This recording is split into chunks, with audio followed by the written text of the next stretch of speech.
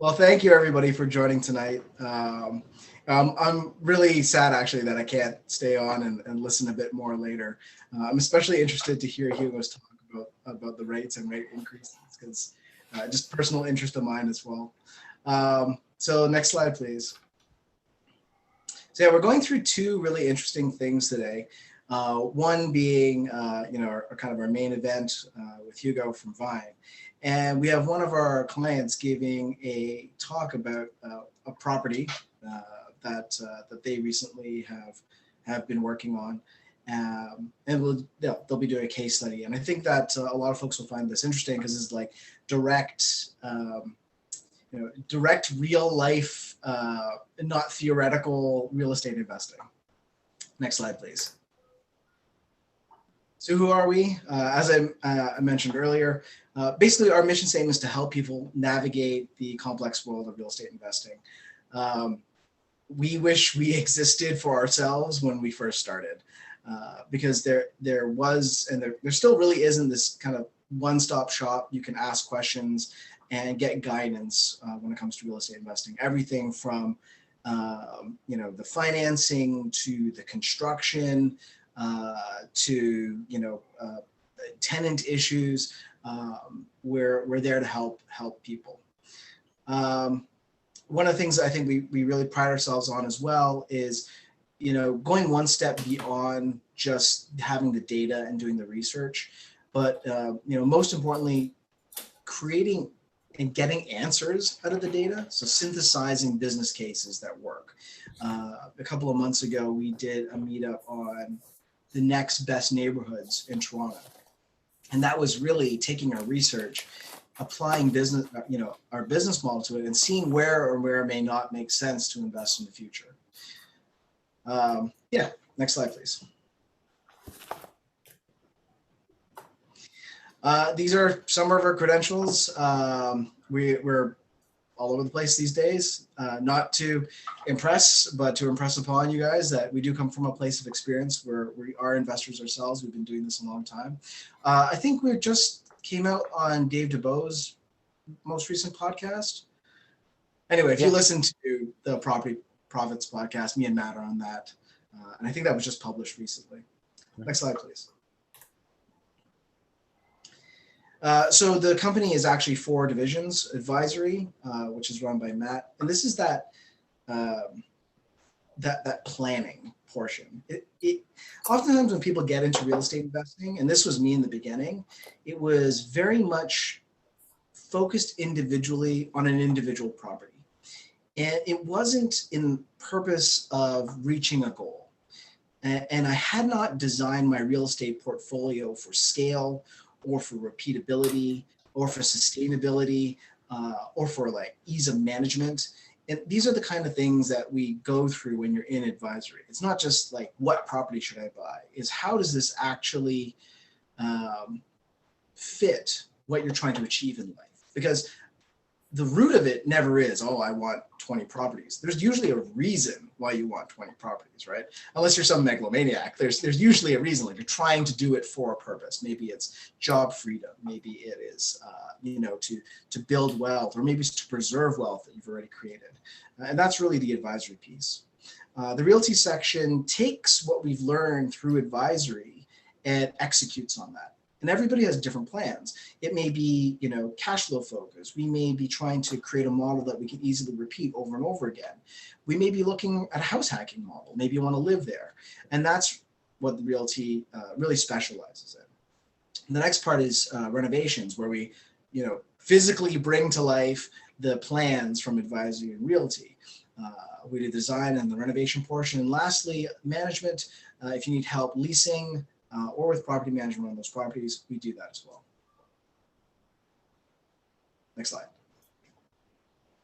Cool. This is the Volition team. You'll see a bunch of these folks on the call tonight. And next slide, please. This could be you. We are hiring. If you are interested in being an investor realtor, please contact us. We're a growing company. We're doing some pretty exciting things, we're looking for the right people. So let us know if you're interested. Next slide. And just to touch on this, but we're not just investor agents. I know we talk a lot about investor agents, but we also make great, called normal agents.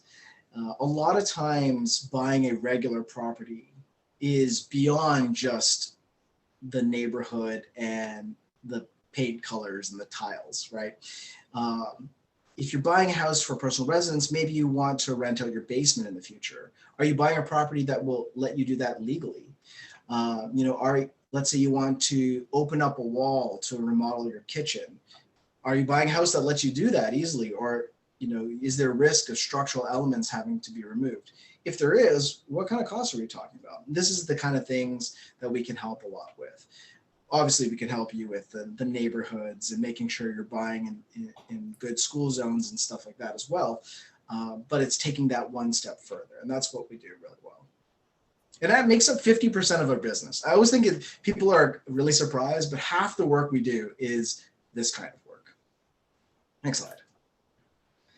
And lastly, this is our vision board, as it were. We try to be that eraser in the maze of the investment process. So we like to throw this out there so people have an idea of what we're trying to achieve. Next slide. Just a reminder to folks, I know we've had a couple people join over the last month or so. So if we missed you for any reason to our private mastermind chat group, let us know. So we'll make sure that we get you added on here. Okay, into what's happening on the market. So no surprise, seasonally adjusted. Sales volume is a little bit lower than 2021. And, the story you'll hear is that this is an inventory driven thing. So sales are lower because there's not as much inventory, is what a lot of the headlines are saying. But when you look at the data, it's not really reflective of this. I think it's just because it's really expensive now. And if you go to the next slide, this is what we're seeing. Like, we've seen this massive jump between kind of the end of this year and the transactions we're starting to see in January on average home sale price. And anecdotally, what we're seeing is this is coming out of just some buyer frustration. There are people who have been going, trying to buy a house for the last, let's say, 5, 6, 7, 8 months through the end of 2021, and they've just been unsuccessful. And even though the bidding wars these days are not having, we're not seeing like 20, 30, 40 people participate in bidding wars. We did see some of that last year. You need, like, let's say 6 or 7 people, but there's 1 or 2 people who are just frustrated with it and they're throwing money at it. So they're dropping, 150, 200,000 over asking, or 100,000 more than the next highest bid because they just want to end this process. And remember, most of these folks are end users, right? And so they're in a different situation. They may have already sold their house. They may be renting and their rent's coming up due, but they've been in this process for many months. And so it's more out of frustration than anything else. They're trying to get into a property so they can get out of the home buying process. We're seeing quite a bit of that. And so that's what I think is driving up some of these home prices.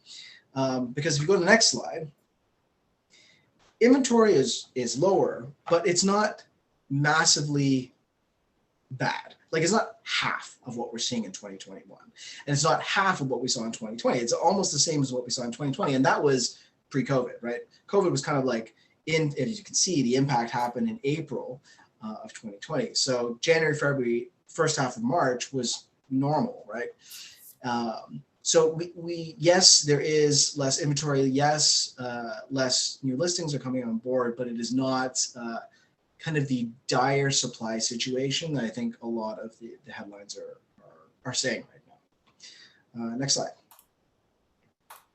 So this is our market data. For those of you who are new, TREB information, great. Tells us kind of generalities and we can understand trends.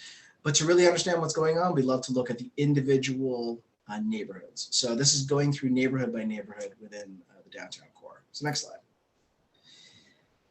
So this is kind of reflective of what we've been talking about for the last little while, especially into the end of this year. You're seeing, the end of 2021 into the beginning of this year, this massive increase in prices. This is using like for like data. So what I mean by that is instead of looking at an average, we're looking at a single family detached home in the downtown core and tracking that specific type of asset over time. The reason we do that is because if there's a whole bunch of condo sales, your average price is going to drop, right? Because condos are cheaper than detached homes. So we track the individual prices to understand what's really happening with these assets. And we can see pretty much every neighborhood that we call our investor neighborhoods, they've been having massive growth through 2021 and continuing in through 2022. There's maybe a slight dip in W01, but this is not, it's not like a massive price correction or anything like that. Next slide. Same story on condos. The fall in condo prices that we saw through 2020 has now been completely wiped out, and then some. We really saw this acceleration happening through the end of last year, and it's continuing into this year. For example, we're helping some of our clients with assignments in their condos, and it was kind of quiet through, say end of last year. So assignments are a lot more challenging if you're not aware than a regular resale. But this year, in January, there's been a lot more activity. We're getting a lot more of inquiries on these assignments. So I would not be surprised to see February continuing this trend onwards for condos. Next slide. And then let's contrast this to the rest of the city. And again, here is our, same trends that we're seeing. This is recovery through the 905 and sort of the outer suburbs of Toronto, the Willowdales and whatnot. We see this big spike in C14. That is Willowdale East. Don't quote me on that. It's either Willowdale East or Willowdale West. A lot of that has to do with, it's skewed because single family detached. If you're familiar with the neighborhood has a lot of bungalows. Those are, let's say, 2 or 3 bedroom bungalows. Those are torn down and you get this massive single family mansion built on top of it. So what does skew this data is when the asset that we're tracking gets replaced by a mansion, right? So that is part of this big lift here. The story is still true though, in that the average price of properties everywhere in the city has continued to go up.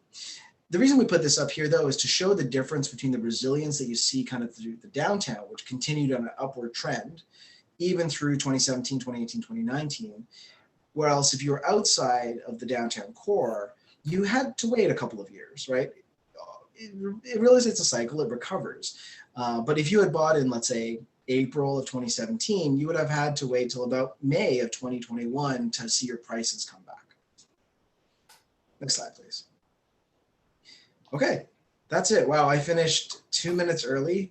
I want to. No, you finished 3 minutes late. Not too much early. It's 7:15. What do you call it? I think both Zane and Harvey are speaking tonight. I just wanted to thank them for coming on and talking about their experience. We have not bribed them in any way, so they're speaking freely. Hopefully, they have good things to say about us. If not, they might just disappear off the call all of a sudden. But anyway, that's where we stand, and I am going to shut up and let them go. Fantastic. Thanks, Ming, and thanks everyone for listening. So my name is Zane, and I just bought a triplex here with Volition last year, along with my investing partner Harvey, who is also here on the call. So I'll probably start off here in the beginning and then sort of hand it over to him a couple of slides down the line. So with that long preamble sort of done, let me just sort of say that this triplex that you see here in the photograph is kind of like a minute's drive away from St. Clair and Dufferin in Toronto, about like 10, 12 minutes away. So, so we bought this in March of last year for about 1.49 million. So we actually took possession of it in May. And, if you're kind of thinking about your standard Volition kind of thought process, in fact, Shelby, if you can move over to the next slide. Oh, Yeah, we sorry. can. So Zane, I just wanted to provide a little bit of preamble. Um, so we recently did a legal review for Volition. We like had this new lawyer, and this new lawyer is like, "Hey, you need to stick to disclaimers on everything. Here's our disclaimer: past performance, blah blah blah blah blah, does not indicate future, blah blah blah blah." So, and this is an exceptional case. We'll get into those numbers, obviously. So don't expect this to be your typical case. But some important things to keep in mind. So this was a renovation, and this was self-managed. So and it was already legal, so it made the process a little bit easier. Pay close attention to the difference between force appreciation and time value appreciation. Do not run your performers using these types of lifts, and pay close attention to the legwork that they did for their appraisal. So just keep those things in mind as we start moving forward. So now over to you, Zane. Sorry. Okay. So we started looking for a property, for a triplex or a fourplex, ideally something that we could add a laneway on, sort of in January of last year, and we kind of bid on 10, 15 properties, but consistently lost on price. This particular property, we saw literally within a couple of hours of it being listed. Our Volition agent called us up and said, "I don't really care what you're doing. Drop your work, skip it. just drive out here." So we kind of saw it a couple of hours, right after it was listed, put in an offer, literally right then, and it was accepted, the same day. Now, the interesting thing to keep in mind about this property was that it was already a legal triplex, so with the city of Toronto. So we didn't have to go through, like any material permit process. It was already all legal, but it was being used as effectively as a rooming house. So they had rented out each individual room. So in fact, if we can just jump over onto the next slide here. Actually, sorry, let's just go back. Yeah, so it was rented out as a rooming house by the previous owner, and they were getting about $6,000 a month from it. But they were literally, and I'm actually not joking, putting a mattress in the kitchen and renting that out as a so-called bedroom, which I don't quite understand how people were cooking in there as well. But this was kind of what it was. So we're really happy that we kind of got it that same day, because apparently what had happened was that the previous owner had an offer fall through based on financing, and they were just sort of like sick of the entire process, and we gave them a completely unconditional offer, so they just took it. And apparently they had like 40 people want to walk through within the next day or so. So we just got a little bit lucky. And the really important thing here is that we got it vacant. So we got it entirely vacant, and we didn't have to really apply for permits. So it was just kind of lucky from that perspective. So if we just go over to the next slide here, I did not take very many photographs of all the rooms, and so this might look okay to you in terms of the before photographs. But what you have to understand is, because they rented out each room separately, each room was renovated with a different floor and painted a different color. Without exaggeration, there were like 12 different types of floors here and like 15 different paint colors. And I really wish that I had taken those photographs, but I didn't.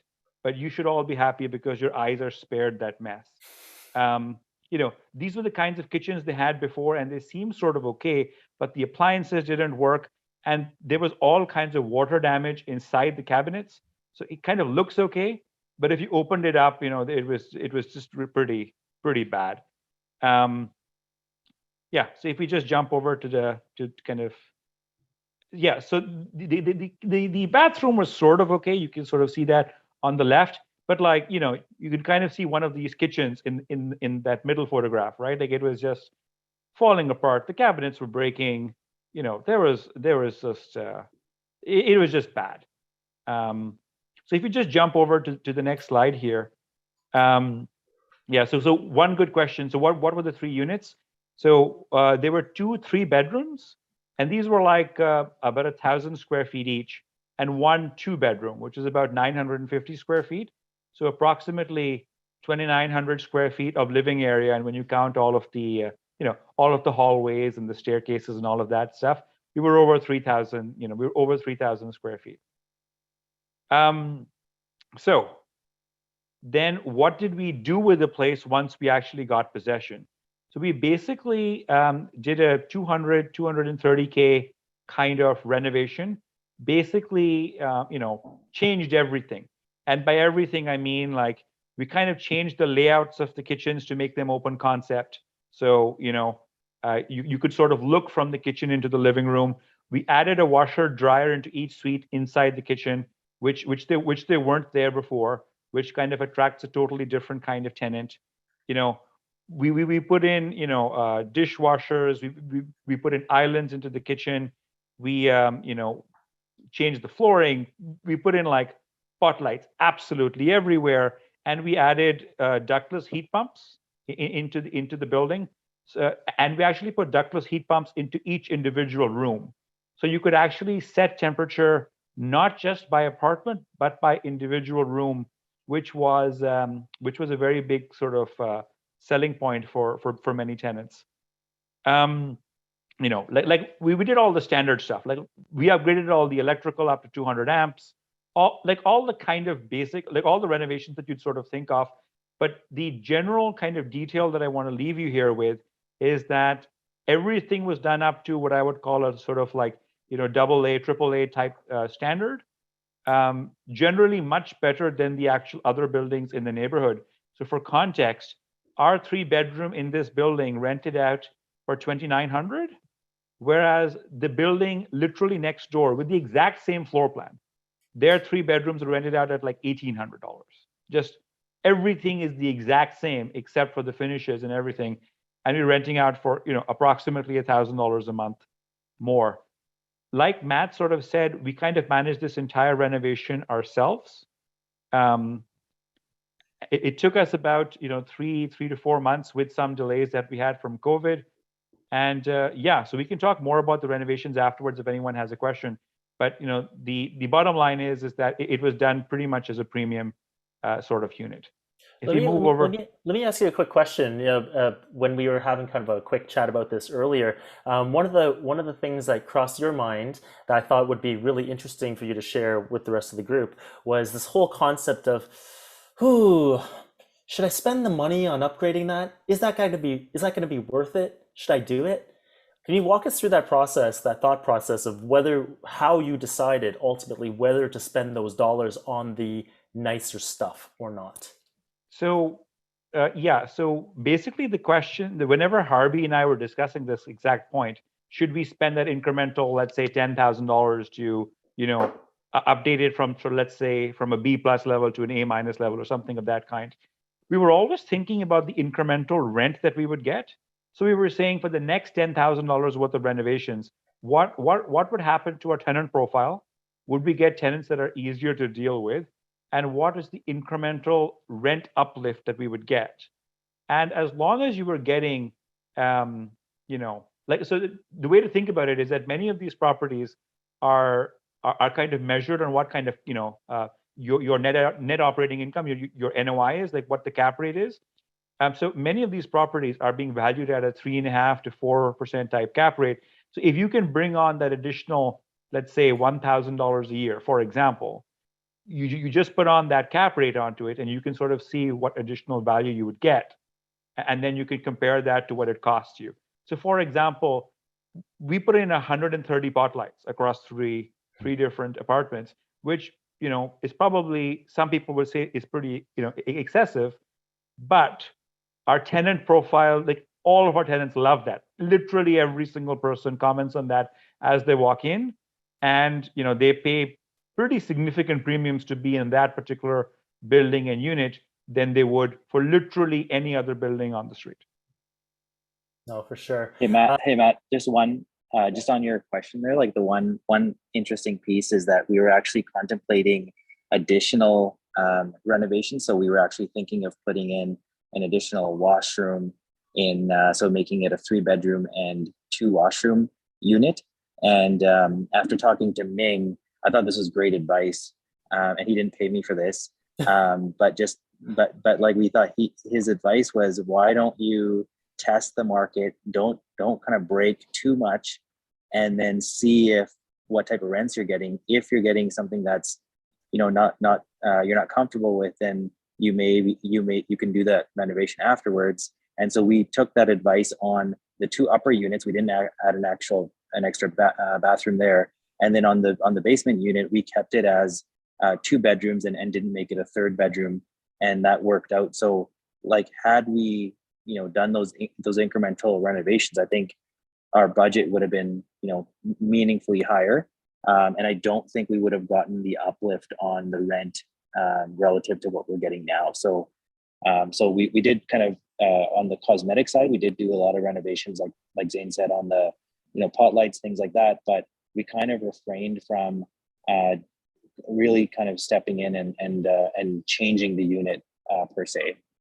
That's such an important point, and I don't want this to go overlooked. What Zane and Harvey did was test.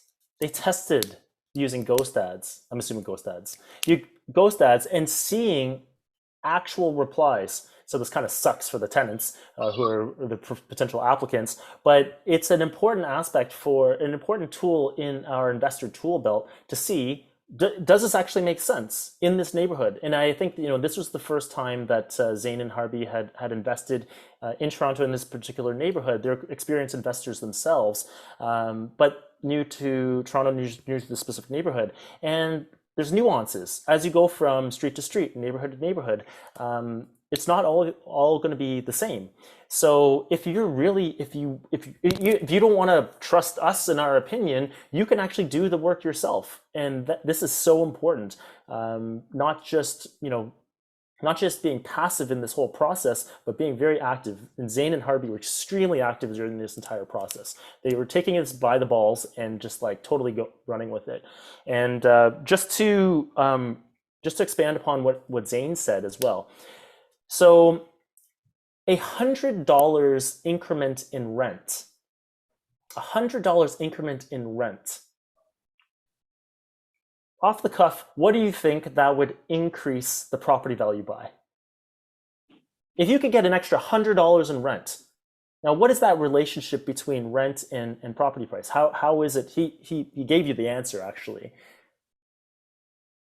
Well, okay, I guess no one's gonna respond to me. The answer is cap rate, and the answer is depending on the cap rate. So Toronto, okay, so at an 8% cap rate, 8%, very, Toronto is like 3.5, 3.25, 4%, like around that range.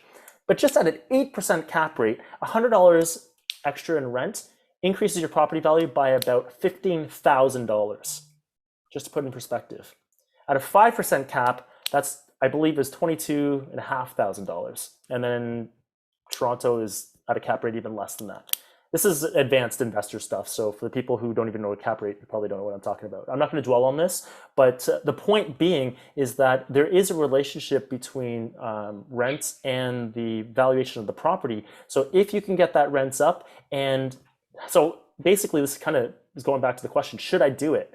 If you think that putting in an extra $5,000 of rentals will actually get you that extra $100 in rent, and you increase the property value by $15,000 or $22,000 or what have you, it's definitely worth it, right? So anyway, I just wanted to kind of expand upon that with some actual numbers.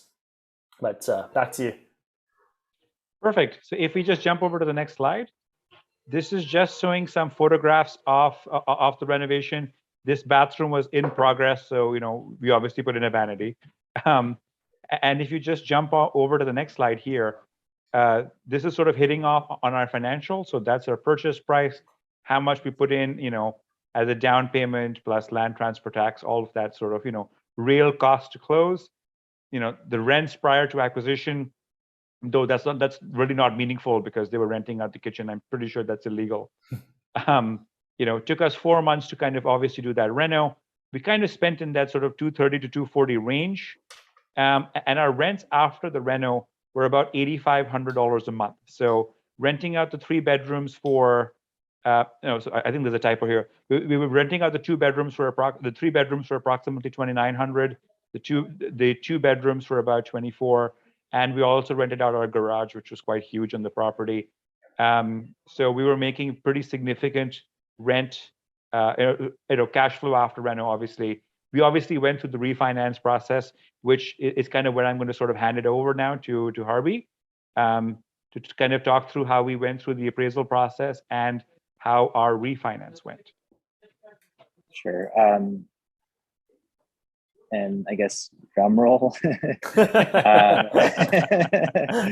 Yeah. Time out. Time out. We're gonna build the suspense. So just to put in perspective, so these guys are finance guys, Bay Street guys. So they were bringing their finance expertise into their real estate investing here. So why don't you guys talk about the process you guys took and what you created in anticipation of this appraisal? Yeah. So yeah, in terms of the appraisal, we basically just put a package together that highlighted the before, what the property looked like before, what it looked like after, and even during the reno with studs and all of that. And then on the actual the appraiser or the appraisal or the comp, we looked at it in 3 different ways. So we basically went on and looked at comparable sales and outlined which properties we thought were the most comparable.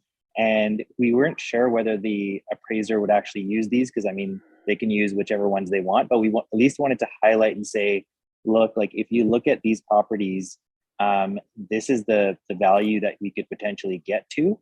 And we just didn't want them to miss any of those, and wanted to highlight those. The other thing that we did actually do was, and I don't think the appraiser would use a similar valuation like this, but basically we took a replacement cost. So we bought the property for 1.5.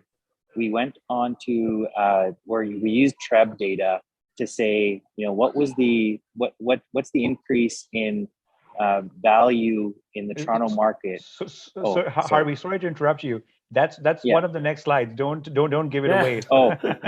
Okay. Sure. Can we go, or let's go to the next slide and then I can. Sorry, before we move on, I want to point out, look at the amount of work, look at the amount of legwork these guys did. They prepared a 12-page appraisal package for the appraiser. Now, think about a normal investor, right? Order an appraisal, you meet the appraiser on site maybe, open the door for them, let them walk through, leave it to the fates. Now, there's one thing that Zane said a few times here, we were really lucky. I don't think it was luck. Luck equals preparation plus opportunity. These guys were prepared. The opportunity came and they capitalized on it. They jumped on it and they did the right stuff. They did the reps and they did the extra 10% that very few others do. And that is what makes all the difference, right? So I do want to point that out. So okay, now you can go. Sure. And I'll also say, so when we were talking to the bank, we asked them and said, hey, like, can we provide a package? And they were like, not really. Like the appraiser won't really, look at it, or they kind of just said it wouldn't be useful. But we just said, you know what, we want to just send it anyways. Can you pass this along to the appraiser? And so just in the event that the bank says, hey, like the appraiser won't look at it, they do their own analysis. They did want to get our costs, like the total rundown of all the costs that we spent on the renovation. So with the costs, we attached this package, and so just in the event someone tells you like they don't want to see it, you never know. So I would send it along anyways. And perhaps I can just jump on there for Harvey. I mean, like when Sure. we actually like I was there physically meeting with the appraiser when we met. I mean, technically speaking, I suppose I'm not supposed to have this package or sort of talk him through it. But I just said, I have some quick thoughts. Do you mind if we chat? And like very politely, and he said yes. So we actually kind of talked through this appraisal, which kind of ended up coming exactly where we asked him to sort of, have it come. Obviously, I'm sure he did his own work, but it didn't hurt. Maybe he did his own work. And this is exactly it, right? So this is the one time I don't mind a lazy service provider. I usually like really hardworking and really smart and sophisticated service providers. This is the one time I don't mind a lazy ass service provider. The reason is because whatever it is that I can do to influence him, then hopefully he'll just take and use, right? If we don't provide him this work, he's going to have to go do a whole crap load of work. And this guy is going to have 10 appraisals that day. He's going to be driving from Brampton to downtown to Scarborough to Aurora to, that's their life, right? And then they have to go back and then they have to go put together a whole appraisal for the bank, right? If you can do anything to make their life easier, hopefully they'll just take it.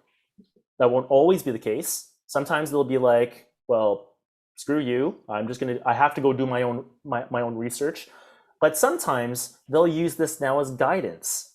So they will need to obviously go back and pull the comps, make sure it's accurate. But now you can point them to certain things. Maybe you don't want them to look at that other anomaly with really low comp. You want them to focus on X, Y, and Z comps. And that's the value of putting together this package. This package could typically consist of things like a feature sheet. It could be photos of it, so they'll remember. Remember, these guys are doing like 10 appraisers. A summary sheet. Oh, sorry, all the comps that you think you want them to look at, and then a summary sheet at the end, highlighting the differences between this guy and this guy. One very valuable thing that you might want to do is get your hands on an actual appraisal and study it, because ultimately that's going to be what you need to help drive them towards in terms of, you'll see what happens. They're going to look at a property, a comp, and then have to make adjustments based upon the differences from that comp. They adjust up or adjust down. So I want them looking at the most expensive comps and then adjusting down from there, rather than looking at the cheap comps and just adjusting up. So anyway, sorry for interrupting, but I just wanted to highlight some of the great work that these guys have done. Yep.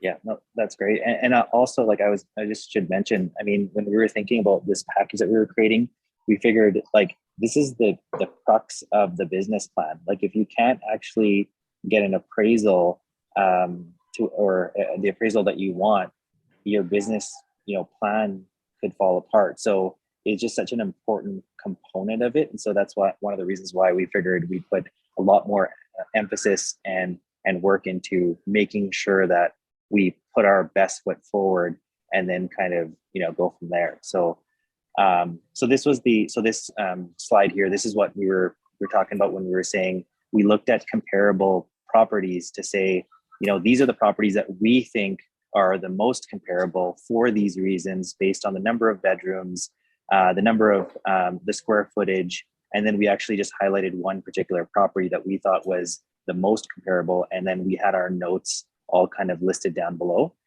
And then on the next slide,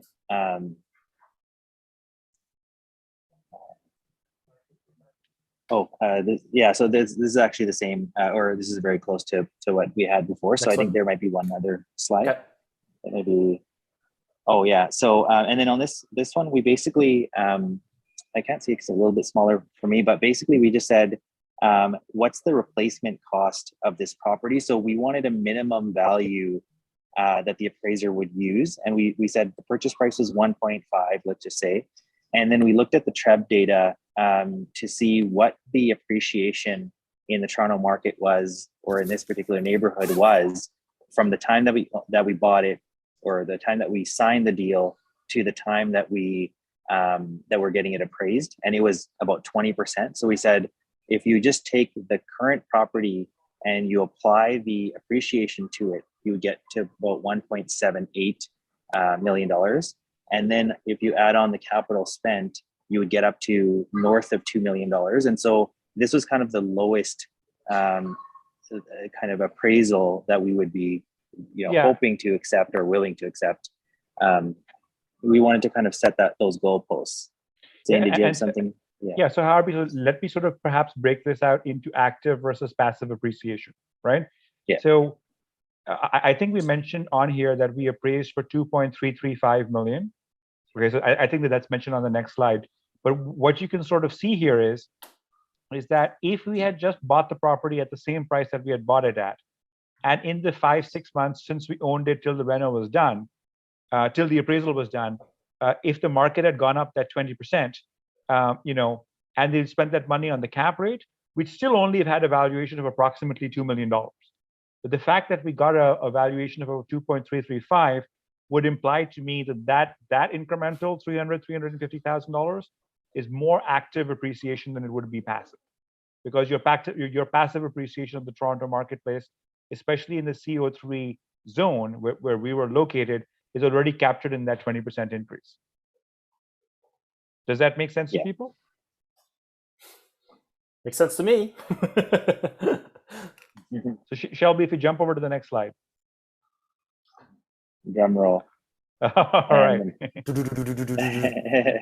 Or throw some guesses. Throw some guesses up in the chat, or unmute yourself or something.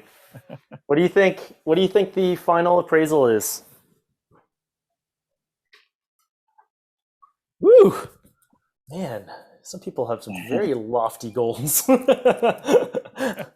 We're going to disappoint some people right there.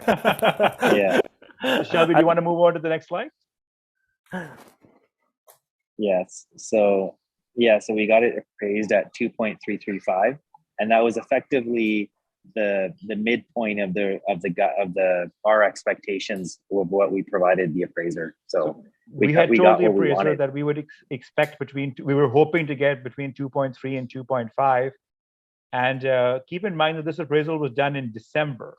So I'm hopeful that if we had done it again now after the January month that we had, that might hopefully be a little bit higher. But, so the prize goes to, it's split between Vinay and Sarah. Good job, guys. All right. So then just kind of running through the math on the refi, it was basically total cash injected was about $600,000. That was the down payment, land transfer tax, and then the everything all included. Appraisal 2.33. Old mortgage was about 1.2, and then the refi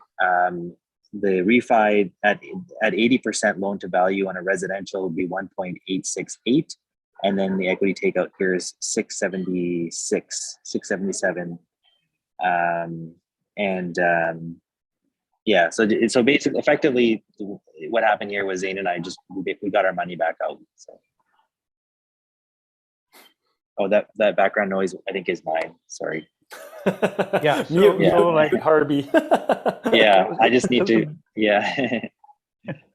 So basically, the long and the short of it is that we after the refi, we basically have no money in the property, and it's cash flowing a couple of $100 a month. And so the one interesting thing I'd mention is that that the garage in the back that we rented out for $250 is, according to Lanescape, we can make a 750 square foot garden suite there if we so desired, once Hugo can figure out how we can get value for that, on the refi number 2 at some point down the line. Just to answer some of these questions. Like, so Vinay was asking how to qualify on the refinance. Like, that's the one piece where I think it's really difficult to qualify. Like, the banks just make it really difficult when you're looking to get a $1.8 million mortgage. And so they were using we have an undrawn credit line, and so they're using the potential interest from those lines in your debt calculation. I felt like as you get up higher to the 1.8, they make it much more difficult for you to potentially qualify.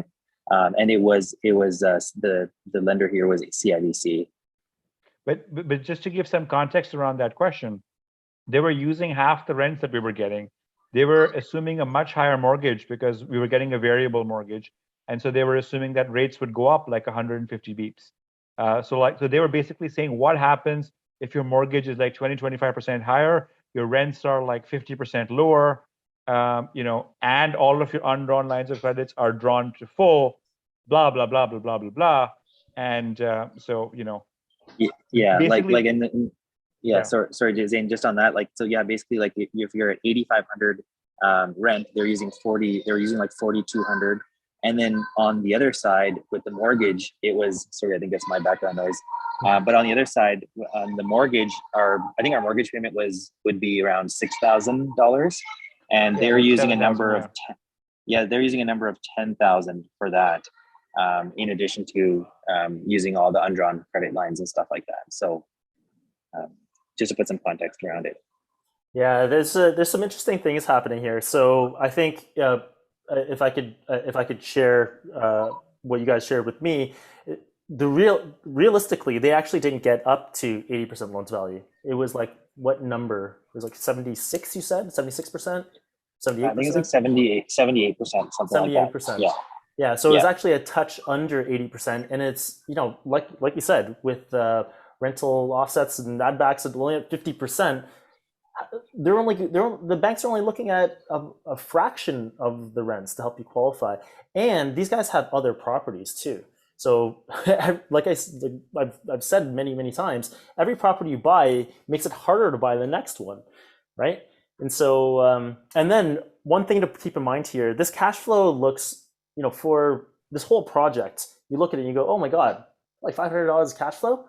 Keep in mind, the reason it's only $500 of cash flow is because they did a massive equity lift.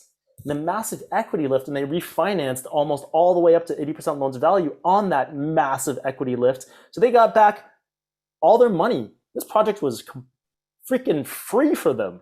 It's insane, right? So again, this doesn't happen every day.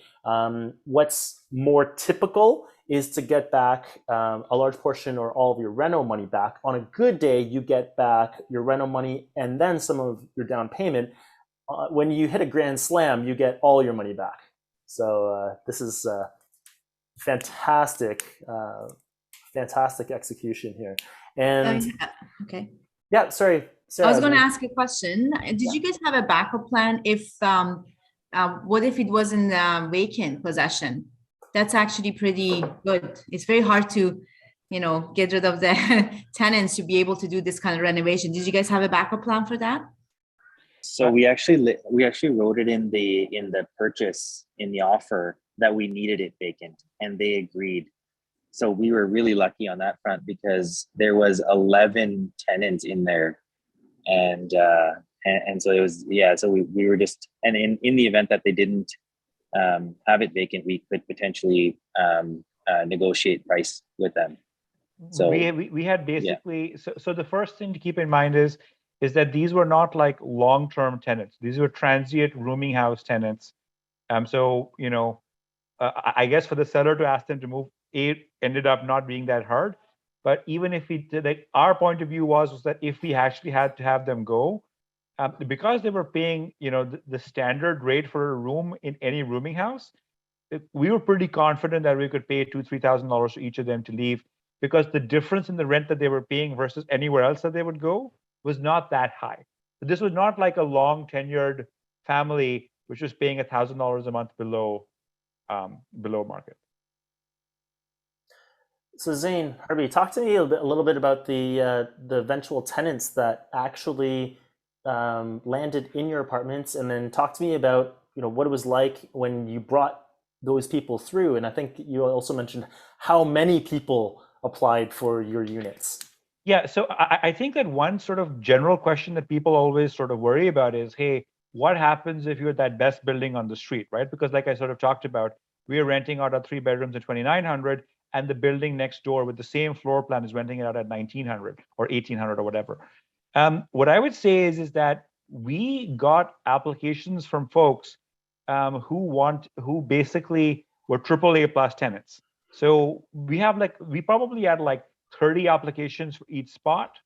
And it was like everything from the same kind of professional tenants you'd get in downtown, except that their jobs happened to be in that area, right?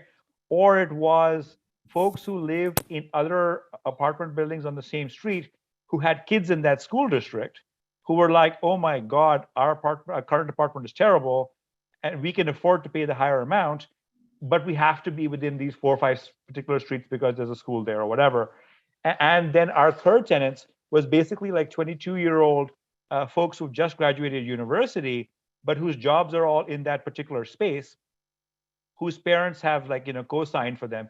So like what I would say is that all of our tenants were, I'm quite happy to say, AAA plus tenants with 700 plus credit scores with good income, or whose parents or guarantors had 700 plus credit scores and good income.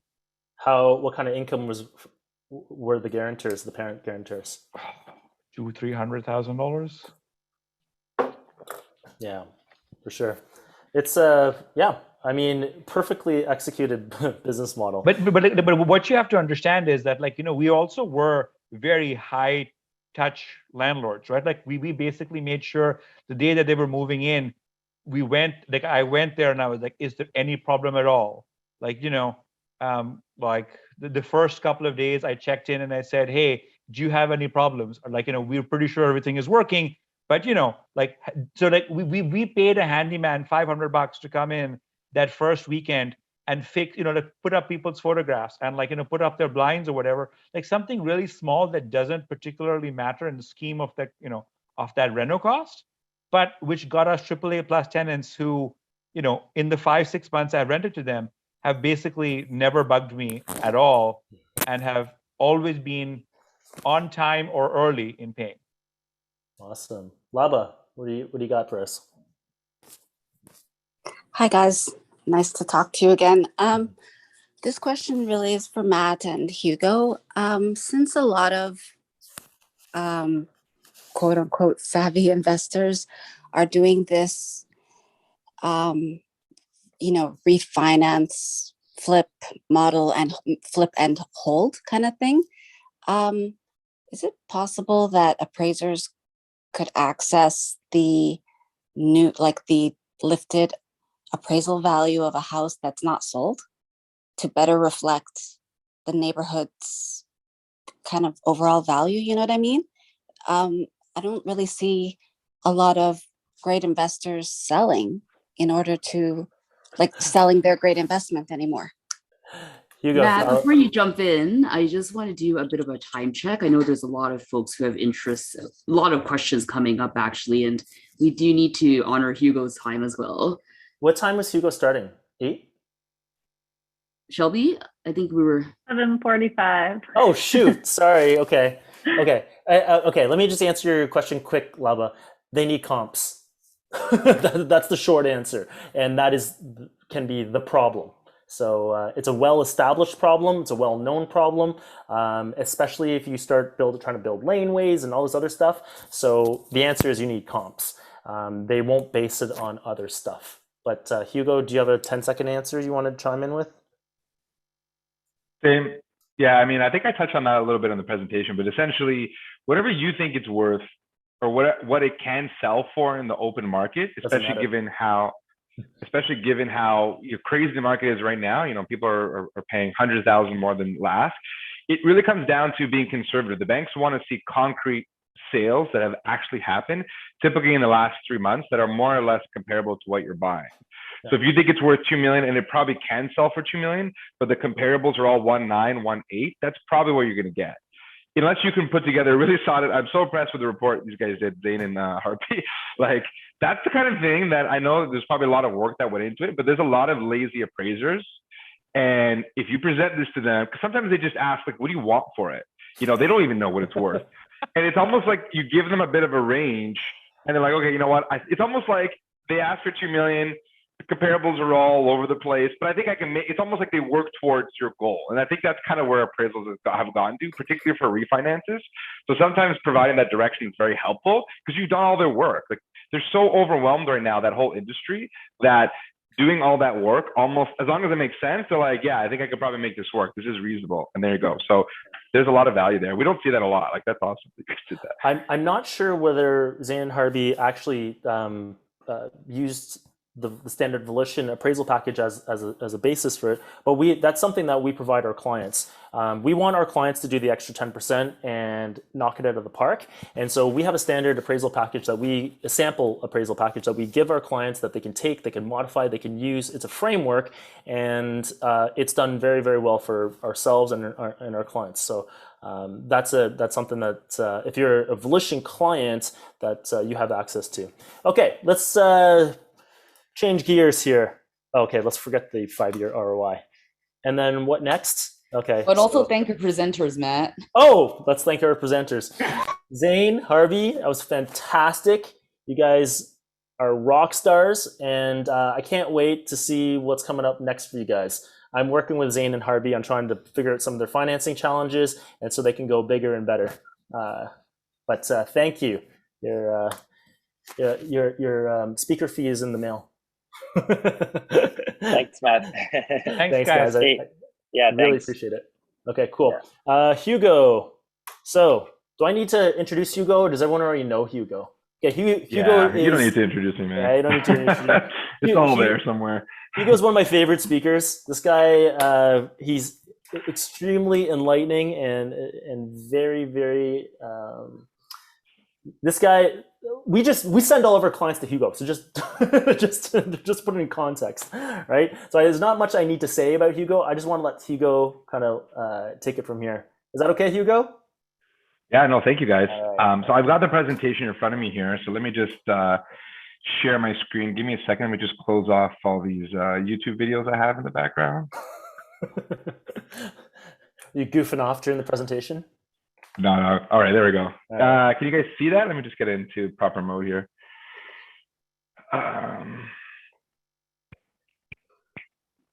Still using PowerPoint. I know. Is that, you guys can see that? It's on the screen. We see your presentation, but we see PowerPoint as well. It's not full screen. Oh, really? Just a You might be second. sharing the wrong screen. I might be. Just a second. Let me just reshare. I typically use Microsoft Teams, so maybe I just messed that up. Let me try this other view. Just a second. It's not bad though. Like we can still No, see it. I'll make sure it's full screen because I know it's kind of probably coming up on a little smaller on some people's monitors. So tell me if this view is better. There. Yeah, got it. Full screen? Okay, cool. All right, folks. Well, first of all, guys, thanks for putting all this together and, and inviting me again. And, I love talking about this stuff. And as boring as financing is, because it's not really cool or sexy like real estate investing and in going out and doing all this amazing work that you guys are doing. I'm going to try my best to accommodate all the different people in the space today. Some of the people who don't own any real estate, some of the people who are about to buy their first, and some of the more veteran ones. So hopefully there's something in this presentation that, is for you could take away from this at the end of it. And the main target for me is just to really educate you guys, try to be as transparent as possible, because as much as I'd love to tell everyone that I can give everyone a financing solution, that's not really the case. So I think by just being transparent, educating everyone and letting you know what's out there is really the best approach. So everyone can find a way or a spot in this journey. So I'm not going to give you much of a bio, to be honest, but I think a very short context. I'm a partner at Vine Group. We're one of the biggest mortgage teams in Canada. And I've been doing this for a little over 10 years, or I've been in this space a little over actually 12 years now. And, my niche has become, or has been for the last, half a dozen years or so, investment mortgages. And I find that it's a very different conversation, very different solution, putting together strategies and recommendations for investors who are buying homes, who are doing BRRRRs and flipping and want to continue to scale versus just buying a home. I do tons of first-time buyers as well and all that stuff. It's a little bit easier, but this has kind of become a bit of a bread and butter. So just a little bit of background there, and there's probably a bunch of other stuff you can find online and videos and things too. But getting right into it, here is the agenda. So I want to do what I'm calling a mortgage lending 101. Very, very, very back to basics conversation on exactly what's going on, with a bit of a refresh for COVID, accommodating all these new COVID rules that are currently in the market. And then I want to move into what, we've always called a blueprint approach to real estate investing, which is really just very, very high level. If I want to purchase X amount of properties, what's the direction I need to take to get there? Talking about interest rates, it's kind of always on the radar. It's something right now is a hot topic. And then I want to open it up to a little bit of Q&A. In between each of these topics, I'm going to open up a really, really short, because I know there's a lot of people and probably tons of questions. I'm going to take just a handful of questions. I'll scan kind of the chat really quickly, see what has come up, and try to address the immediate topic there, just to kind of be very, timely with the content. So kind of getting right into it, I think I have to kind of address the elephant in the room. I'm a mortgage broker, but you have lots of options. You can deal with a mortgage broker and you can deal with a bank. Both of them are good options. And I'm going to try and communicate this as objectively as possible, obviously, because I'm a mortgage broker and I think we offer better value. But, when you're looking at, the real estate transaction, in my opinion, financing is 1,000% the most important part of the process, because you can have great ideas, a great business plan, but unless you're paying cash or getting funds from somewhere, financing is really what you really need to understand. And I'm hoping we can kind of address that a little bit with this chat. Having been a former banker myself, I used to work on Bay Street on some of the bigger banks. The conversation you have with your bank is limited to whatever they're offering. And very often clients will come to us and realize, I didn't know I could do all this stuff. And that's because they were almost like tunnel vision. You're communicating with whoever your bank is, and either the person behind the desk generally doesn't really know how to do real estate investing, because when I was at the bank, it was super rare to have someone, like people in this room here who own more than one property. Generally, they own just their primary residence. So having more than one, automatically, it's like, I don't even know how to manage this conversation. And again, dealing with one bank, you're sort of limited to options there. There's nothing wrong with dealing with a bank. And sometimes I tell clients to go to their bank because I personally think that's their best option. I just want to kind of show you there are other options out there, and you should really understand the general market options for you as you continue to grow your portfolio. One really important thing that we highlight all the time is the concept of a pre-approval and what we call a pre-positioning. A pre-approval is pretty worthless these days, I'll be honest, because anyone who's actively looking to purchase a home is likely making an offer very aggressive, possibly with no financing conditions. That's just the reality. Unfortunately, it's obviously a little bit more riskier, but that's the reality we're in now. And if you did a pre-approval, wherever you did it, whether it's your bank or a broker or online or wherever, really, it's very easy for me to give everyone a pre-approval and say, hey, you're good for $1 million as long as you meet these 10 criteria, but here's your piece of paper. And by the way, I locked in a rate for you. It's complete worthless paper unless you can actually meet those conditions. And some of those conditions haven't even been reviewed. Very often the banks don't even review your income information or where's the down payment coming from. There's so many variables that we'll get into that can completely collapse a file, which is great business for us because we get a lot of clients who come to us after the fact, and they're obviously very distraught and upset because they thought they were getting financing. Now we have to go a different direction. But you want to be very careful and you want to be as prepared as possible. So with the pre-positioning, our approach is very different than a lot of our colleagues in the industry, where we ask for basically every single thing up front that could potentially affect the file. I usually tell clients, my approach is I want to kill your deal. I want to find a way to decline your deal. And if I can't poke any holes in your file and we know exactly where your solution is, then you have kind of a slam dunk proposal, or you have a slam dunk option ready to go. And that's kind of our approach is let's review everything, make sure there isn't any surprises at the last minute. So when we're giving you that feedback's accurate. It's going to allow you to be very competitive because the market is really crazy. And all you can really do is be as prepared as possible. So when you get that phone call from these guys to make an offer, you know where you're at. And relationships, it's great that I have some relationships with the people in this space already and who reach out to us over months and years of working together. And it's very easy to sort of just send a quick email and say, we're looking for another place. You have our info. What do you want to update? So we can kind of go from there. And in our notes, we create, goals and a general profile. So we can almost like continue where we last left off with our clients and sort of continue that planning. Whereas having been in a bank myself, the average banker is not there very long. No one's there for more than 2-3 years. That's kind of the career path. You kind of do your 2-3 years, you move on to a slightly different role, and you kind of move on from there. And it's difficult to build relationships as you build out your real estate profile when you don't have a long-term relationship, right? And lastly here is really just options. There's a lot of options out there. And I think after we go through this presentation, hopefully I've opened up some ideas for some of the people in this room that maybe just thought they weren't even eligible for more financing. So let's kind of get into the lending environment. First, I want to address residential and commercial financing because they are very different and the rules are different. So residential financing, which is a lot of the stuff that's usually spoken here with the Volition team, is anything that's 1 to 4 units. That's basically it. Residential has its own set of rules. Commercial financing, and when I say commercial, I'm referring to like apartment buildings or multi-units. I'm not referring because there's lots of different types of commercial. It could be a a mixed use space where you've got like a store and some rental units on the top. It could be a warehouse, all these things. I'm just talking about like multi-units. If it's 5 units or more, generally it's a very different set of rules. Now, there are a couple exceptions where we have some lenders that'll let you borrow up to 8 units and we treat it as a residential loan. But in general, 4 units or less is one set of rules, 5 units or more is a different set of rules. And the difference here is that when it's a residential mortgage, we're looking at the borrower's income and expenses to figure out, does that math work? When it's a commercial purchase, we're looking at the building's financials and the health of that building. Also the borrower, but less the borrower, more the building. So those are the two differences. And depending where you're at, one of the two might be more attractive than the other as you try to purchase real estate. There's really 3 types of buckets for lender options. And as you go from left to right, it gets more expensive.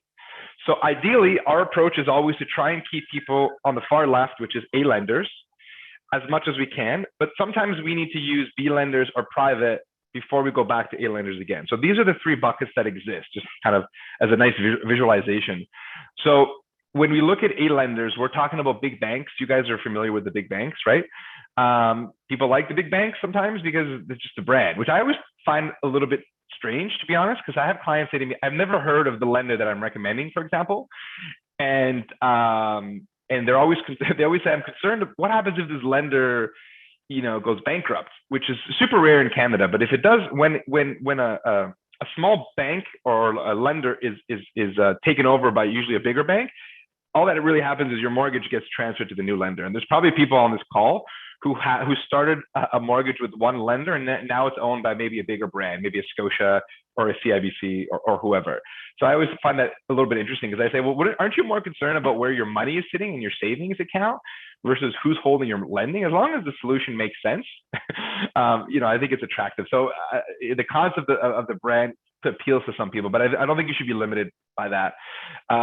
Because the big banks generally use their own funds, or what we call balance sheet lending, they're using their own assets to lend very often, they can make exceptions happen that typically would not be available by some of the smaller lenders. So that's where there's sometimes an advantage and why we would typically want to use a big bank, is because I need exceptions and I can generally get it with a big bank and I can't get it with a smaller lender. Pricing is competitive, but that's relative. It's also cyclical. Pricing will change throughout the year. Right now, in terms of pricing, I find that the rates are a little bit higher than they probably will be throughout the year because the bank's focus today in the first quarter of the year is generally investments, RSPs, it's tax season. Any ads you're seeing right now is put money into an RSP. Let's talk about mutual funds and all these things. And then as you move into the second quarter, which is the spring lending season, we call that, I find the banks really try to compete and the pricing gets a little bit better. We also have monoline lenders. You guys probably have some of these types of mortgages. Some of the monoline lenders, or what we call non-bank lenders, are First National, NCAP, and so on. Nothing wrong with these guys. They're awesome. I do find that typically where they have the most value is when you're doing less than 20% down. That's what we're calling insured mortgages. You're buying a home for yourself. You don't have 20% down. You put less than that. I find they're very, very competitive in that space. But they do offer some pretty decent, rental mortgage options as well that can sometimes be very competitive and in some cases better than a big bank. So those are all available. Only available through brokers typically. You can't walk into one of these places and get a mortgage. And again, they're generally a little bit more cost effective for certain types of purchases. I'll be honest, not necessarily always for rental purchases. They can be, but I find that typically it's for less than 20% down is where I find that that's the most attractive price point for them. Some of these lenders also have some pretty unique solutions where they, we have one lender, XMC, on this list here, who will do 35-year amortization. Right now, the average bank, or pretty much all the banks, are 30 years max, but they will go stretch it out to 35-year amortization on their B side, not on the A side. So the rates are a little higher. Sometimes when you need that cash flow, that's one of the lenders. So there are other unique solutions like that where we would engage them depending on whatever the client's trying to do here. And the last thing I have there is because they are typically getting their money externally, usually big pension funds will provide funds to these lenders that they will then lend out. I find that there's usually less exceptions that could happen. So again, we use them when we can. Credit unions, provincially regulated. So these are some of the big ones that are out there. I find that they can be very, very attractive. And I find that they also do a great job at servicing specific communities, communities where maybe a bank doesn't want to lend. And I'm not really talking about Toronto here. Usually it's outside the city.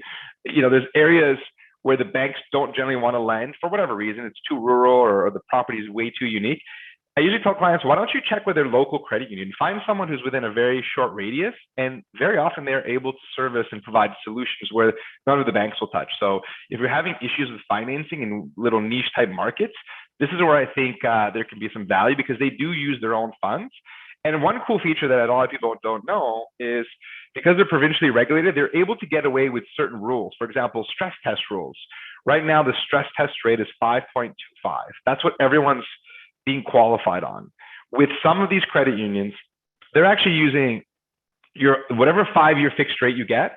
It could be like 3.5%, for example. They're using that rate to determine how much you can borrow. So they can sometimes be very advantageous in stretching out how much you can borrow, because they're not federally regulated, they're provincially regulated. It doesn't apply to rental properties. It's mainly for owner occupied, but I just wanted to share that. That is something a little bit different that they can do that others can't. So we use them, again, when we can. B lenders, so we're kind of moving away from A lending. We're going to B, that's kind of in the middle there. It's going to be a little bit more expensive. These are the biggest players right now in the industry. There's a bunch of others, but these are the big ones: Equitable Bank, Home Trust, Optimum. Again, some of you guys probably have mortgages with these guys. Because it is harder to qualify, we're using them a little bit more. I mean, they're not a massive percentage of our lenders, probably 10, 15% of our overall lenders, but people are using them a little bit more, and they can be used a little strategically. And I'll show you an example on the next slide as well. I refer to them as common sense lending. The banks have a very specific box. You have to fit this box. If you don't fit this box, you don't get a mortgage. With B lending, it's almost like a business case. I have to show you why this deal makes sense, where your income's coming from, how you're going to service it, and all these other things. So because of that, they're able to find solutions that are available where an A lender wouldn't have been able to provide. The rates are going to be a little higher. So now you're going to about 1 to 1.5% above the best rate in the market, sometimes a little more. So there's going to be a little bit of a premium. And B lenders specifically will charge you a fee, it's a lender fee, on average is about 1%. Now, as a broker in-house, we don't actually charge any fees on our B to our B clients. I know that's not really a standard thing, but just for transparency, there are additional fees that you'd have to build into your analysis to make sure this is the solution that works for you.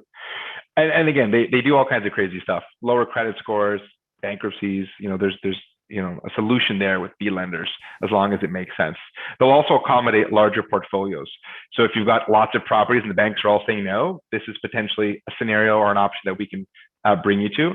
And very, very, very self-employed friendly. And that's kind of the visual I wanted to show you guys. So I'm just going to take a little pause for a second, let you digest this graph, because there's a lot of stuff going on there. So what this graph is to show you, what I want to show you with this graph is comparing a B lender solution to an A lender solution. Because I think a lot of people get very, very caught up with rates, interest rates. It's one of the reasons we don't even advertise rates on our website, because I personally think rates are irrelevant. At the end of the day, all that matters is how much you're actually paying over 5 years. Because you can have the greatest rate in the market, but if you've incurred all these fees and penalties to make changes and refinances and these sort of things over 5 years, then maybe you're better off with a different solution. And that's kind of what I want to highlight here. Is, again, not so much rate, but the actual solution you're getting. So in this example, I'm looking at a $400,000 mortgage. Client needs $400,000 mortgage, for example. And in order to service a $400,000 mortgage, let's just say we need $100,000 in this example. So with an A lender on the right side, with $100,000 income, this is taxable income. So let's just say that this individual has the option to either declare, he's self-employed, they're able to declare the whole $100,000 of income and pay taxes on that, or they're able to write off a bunch of stuff and only declare $35,000. That's what we're comparing here. So with the A lending option, they've gone the route where they're declaring their whole income, the whole $100,000. In going with an A lender, they're able to get their monthly payment down to $1,400 a month using competitive rates. But in order for them to get to an A lender and declare that $100,000 income, they had to pay $27,000 of total taxes, Ontario and federal. It's kind of the average there, right? Over a 12-month time frame, they've also paid $6,300 of interest. So the total cost to a self-employed person who's shown $100,000 a year is $33,000 over 1 year. That includes their tax cost, their income tax cost, and the interest cost. So that's option A. Another solution that we can prepare, often recommend is, why don't you write off as much as you can get away with, show only $35,000 of income on your taxes, and in doing so, your tax cost is not $27,000; it's only $6,000 total. But because we have to go to a B lender, your monthly payment will be a little higher because your rate's a little higher. So it's just under $1,700, and your interest cost is also going to be higher. It's almost double, actually. It's just under $12,000 bucks, and you also have to pay your lender fee.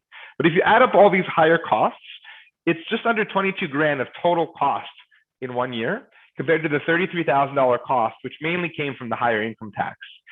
It's about $11,000 savings. So again, just a little illustration where sometimes B lending, despite it being more expensive and having higher fees, can make sense for some clients, especially clients that are starting out in a business. They don't really necessarily need to show a bunch of income because they should ideally be keeping that income to grow their business. So this is kind of where we would be using a B lender. So again, just a little illustration to highlight that point. And then the last lender on the far right of the spectrum is private lending. And there's nothing wrong with private lending. I think they can be very, very useful depending on how you need to use them. But generally, private lenders are going to be lending to you on the asset. You have a good asset. In Toronto, for example, it's very easy to sell the asset. They'll lend to you on that. They're concerned about where your income's coming from and how you're going to make payments on it, but they're primarily looking at the asset itself because they know that worst case scenario, they can take over that loan and just sell the asset for you and recoup their funds. Private lenders these days, there's a lot of private lending money out there, by the way, because a lot of people are tapping into this low interest rate and reselling them or lending them out at much higher rates. There's tons of money out there for private lending, but on average, rule of thumb, you'll get private lending up to 80% loan to value in a market like Toronto. Sometimes you can go to 90% or even 100% or higher if you do what's called a cross collateral. That just means that I own other real estates and we're just doing what we call tagging these other properties to enhance the overall asset for the lender, reduce the risk. And that way, there's scenarios where we've been able to fully finance over 100% of the value by tapping into the equity of other properties that are just not being used. So those are some scenarios where we usually get privates involved. Rates, they're kind of all over the place, but if I give you an average market rate, 8% is probably a reasonable mental rate, but they could be very high depending on the file. And then lenders will charge you a fee anywhere from 1% to 4% or higher. Again, it just depends on what's going on, but these are just sort of market pricing. Private lenders can be very creative, but they will typically charge you interest only. There are private lenders out there where if it's a short time frame, they won't charge you anything at all, and they'll just sort of balloon it at the end, where you just pay the whole thing at the end. So again, you could be a little creative depending on what you're trying to do. Generally, it's lower document requirements, so it should be a little bit more straightforward. And where we're using them a lot is for construction type financing. You're buying something that's a dump, for example, the banks don't want to touch it, or they're asking you for a massive amount of down payment. Maybe you go private, get a little bit more financing on it, clean it up, and then once it's done, you sort of refinance with an A lender or B lender. Or maybe using a private for a straight flip. That seems to be a pretty common thing where clients own a large portfolio. They access the equity in their portfolio to help them with the down payment on the new home. So that potentially 100% financing. They acquire the property, do the rentals, and then just flip it, and they're out of there. So these are the types of scenarios where we would be using privates with our investor clients. Just a couple notes too, just some things that not everyone is aware of. Since 2018, so the banks have, mortgage rates are a lot more complex than they used to be. So whenever you Google search, what's the lowest mortgage rate in Canada, what you're being shown is the absolute best rate for a very specific scenario. And usually that scenario is you're doing less than 20% down and you're generally buying a property for yourself. That's kind of what those really low rates are. As soon as you add something like I'm putting down 20% and I'm going to do a 30-year amortization, or I want to go above $1 million mortgage, or I want a rental, I want to refinance rental, all these different buckets change the rate. Typically when you're buying a rental property, not every bank, but most banks are charging premiums on top of whatever the best rate is. If you have a good relationship with your bank, very often they're just not charging you at all, but there are rate premiums with the average bank. That is a pretty normal thing. We work with about 67, I think, total lenders, and most of them charge a rate premium on the rental properties. But again, sometimes if you've got a good relationship with your bank, that premium doesn't apply to you. And of the 60 or so lenders that we have access to, about like less than half a dozen will do holding co purchases. So again, not every bank will do it, but on an exception, holding co purchases or corporate purchases are possible. There's just less options. That's all. So just keeping that in mind. I always, and I won't go into a whole speech on that, but there's always a conversation on should I incorporate or not with getting financing. And the only thing I can comment on here is if you do incorporate from a financing only perspective, you have less options and the rates are likely a little bit higher as well. That's the only thing I can comment on. There's very likely accounting benefits for some people and certainly some legal benefits as well, but you want to kind of explore all benefits and disadvantages before you incorporate. Because I find sometimes people will incorporate and they don't really need to. They're just making their lives a little more complicated. So have that discussion to make sure it's worth it for you. And I'm just going to do a quick check-in and just take a pause there. And if anyone's got any questions that I can answer, maybe 1, 2, 3 people that I can kind of take a couple questions on everything I just talked about before I kind of get into the next topic.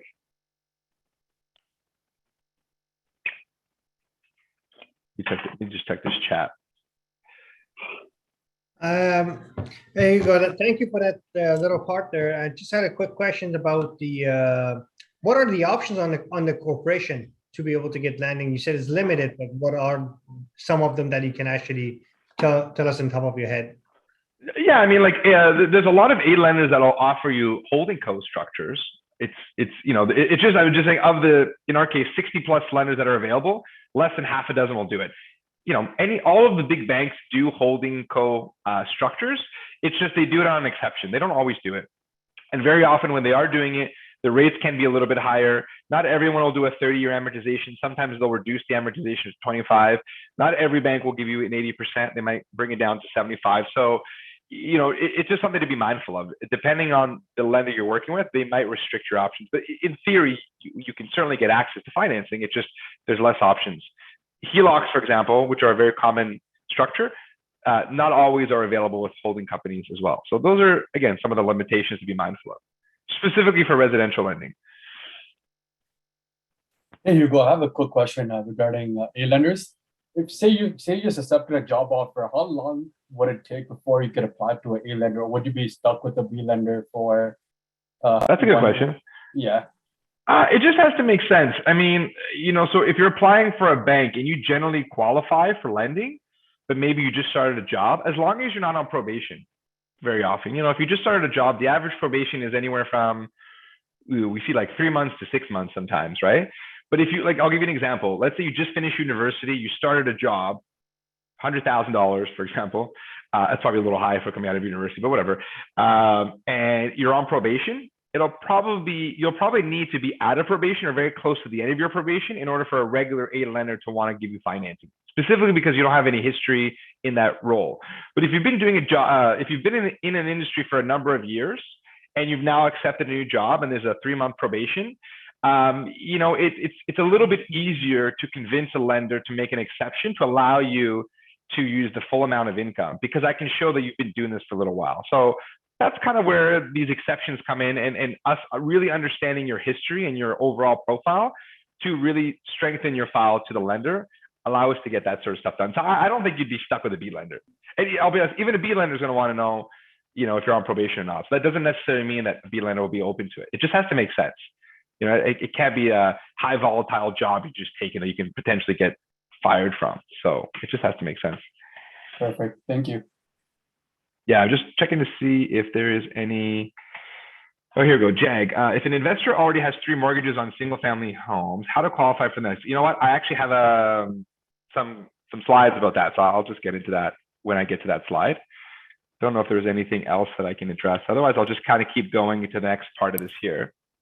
There was one question from Godfrey. Okay, maybe I missed that one. I'll read it to you. Are there still any benefits of holding in a corp to get any additional mortgages, as in they aren't being counted towards your own personal lending?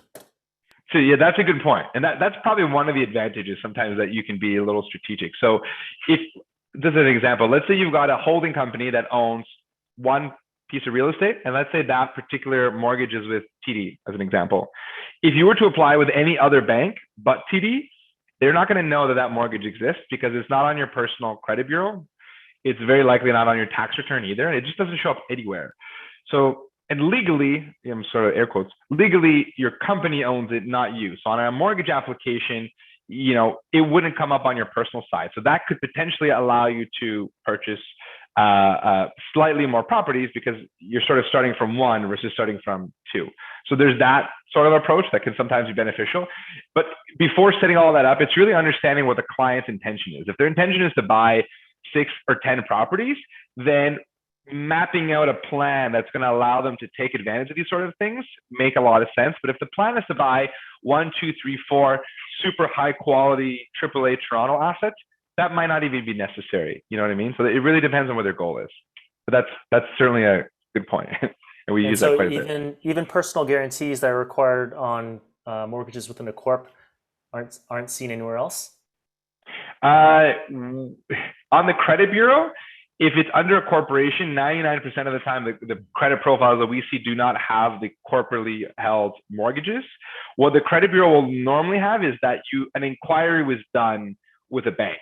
It'll say something like, Matt did a credit check with Scotia on this day. That's kind of it. So generally, we are not able to see that on your personal credit bureau. Oh, good. Cool. Keep it going. Hi. Okay, sorry. Could I just ask one more question if that's okay? Mm-hmm. Hi, Hugo. Okay. So I'm Vaish, and I just had a quick question. So, in terms of CRB, can that affect mortgages if we took it before?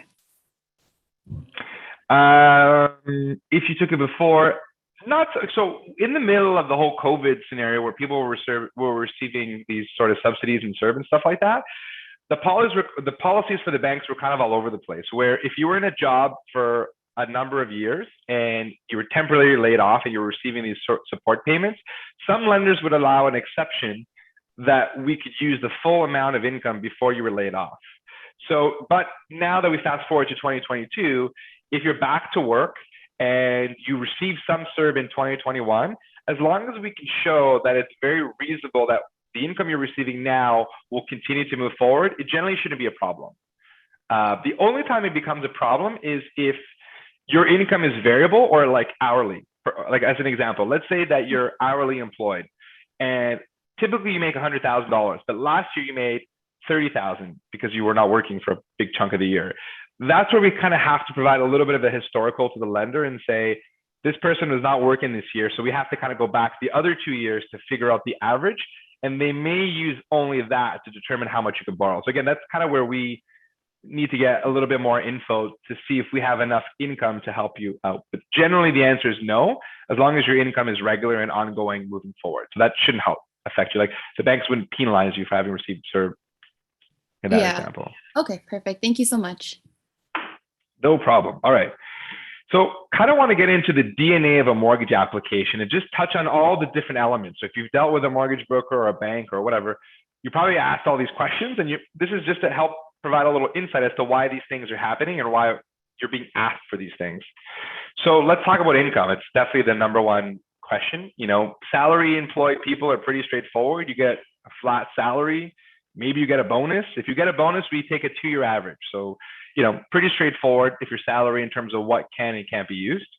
If you're self-employed or your commission, it's a little different. The banks want to know what your history is over the last 2 years. They want to know what is a regular amount of income that you reported. And there's a difference between what you made and what you actually show the government. You could have made $500,000, but you only show the government $50,000. With a traditional A-lender application, we're only looking at the net income, so that lower amount. That doesn't mean that there aren't solutions for people that actually showed a lot more income, but declared less. I'm just sort of speaking generally here. Generally, they're going to use the lower income there. So you'll want to, now that we're going into tax season, what I tell a lot of our clients that we've already put together a review for is I say, before you file your 2021 tax return, send me a draft of what you're preparing to provide your accountants to see how that's going to affect your ability to borrow. Because the problem with being self-employed for mortgage purposes, it's always a 2-year average. So if you've been making $100,000 for years, and this year you want to just show $50,000 to save money on taxes, that $50,000 is now the base for the next 2 years. So it really screws up your ability to finance over the next 2 years. So you really want to have a good relationship, a good conversation with your accountant and your banker to make sure that you're not being affected. Part-time, part-time is a little tricky too. If you're a part-time employee, the banks are going to want to know what's your minimum guaranteed hours and what have you done the last 2 years. So that's kind of how we look at part-time income. A lot of people will ask us about rental income or investment income. And I'll be completely honest in saying that this is more of a supplementary income. Like if you only live off of investment income or rental income, it's not that you can't get a mortgage. It's just that a lot of the programs that exist aren't really catered for that. They kind of want you to have a regular sort of income, even if it's just a pension or a retirement income. So if you are receiving some investment income, I always say that's kind of like a supplement to whatever else you have access to. With the rental income, those are always tricky because the rental income generally goes towards servicing the debt of the properties you own. And if you legitimately have a surplus, and I'm not talking about your surplus, like the real surplus, I'm talking about the surplus that you show on your tax return, which most people are writing off or getting very close to that break even. So if you legitimately have a surplus that you're reporting and you have a history of reporting this, we could potentially add that back to your file to help you out. But again, for me, this is always supplementary. It's never why you're getting a mortgage, at least not with a regular big bank type lender. So I won't go to this formula here, but this formula is important to highlight. It's the GDS and TDS formula. The top one, the TDS, is really just all your expenses, car loans, credit cards, mortgages, property taxes, all that stuff divided by your income. The banks want to make sure that you don't have more than 40 to 44% on average expenses to income. Otherwise, you have too much debt, at least for mortgage purposes. And then the second one is GDS. That one is just specific to what you're trying to buy. So you're trying to buy a home, we look at the mortgage, taxes, and heating or utilities, and that shouldn't be more than 30 to 39% on average with most banks. Like that's kind of the basic math there. Just a table. I won't go into crazy detail there. There's a lot of these calculators online just to show you what is included and what's not included in these two formulas. Let's do an example, just to kind of take a break, give you a little math. What time is it? It's 8:30. It's a little math, just to help showcase what I just sort of explained there. Let's assume the client earns 100 grand, and I like to break these down to monthly. They're just easier to visualize. $100,000 gross is about $8,300 per month gross. Let's assume this person has a car loan, $500 a month. They have no credit card or a line of credit debt, just this one car loan, which we have to include. And let's assume that they need a $300,000 mortgage. That's what they're asking for. So what we need to do to determine how much they can borrow is we need to convert the $300,000 mortgage into a stress test calculation, meaning I got to take the 300 grand, use a rate of 5.25 and stretch it out to determine how much you can qualify for. This is not your real payment. This is just what you're qualifying for. It works out to be about $1,787 a month to qualify for that mortgage. I've also added taxes and utilities, $400. So the total subject expenses, subject is the property you're trying to buy. So it's mortgage and taxes and utilities is $2,187. And then when I add the car loan, the total expenses are $2,687. So for this particular client, their GDS is 26%, meaning 26% of their income is going towards this $300,000 mortgage. It's well below that 35 to 39% range, so we're good. The TDS, which is the total debt, is 32%, well below the 40, 44%, so we're good. So this client would be good if they wanted a $300,000 mortgage. In case you're curious, this person on average would qualify for about $500,000. That's without doing any, that's again, average. There's exceptions to this. We could probably do a lot higher than that, but that's just the average sort of lending on this sort of example, just to kind of break down the math as to what is going on behind the scenes.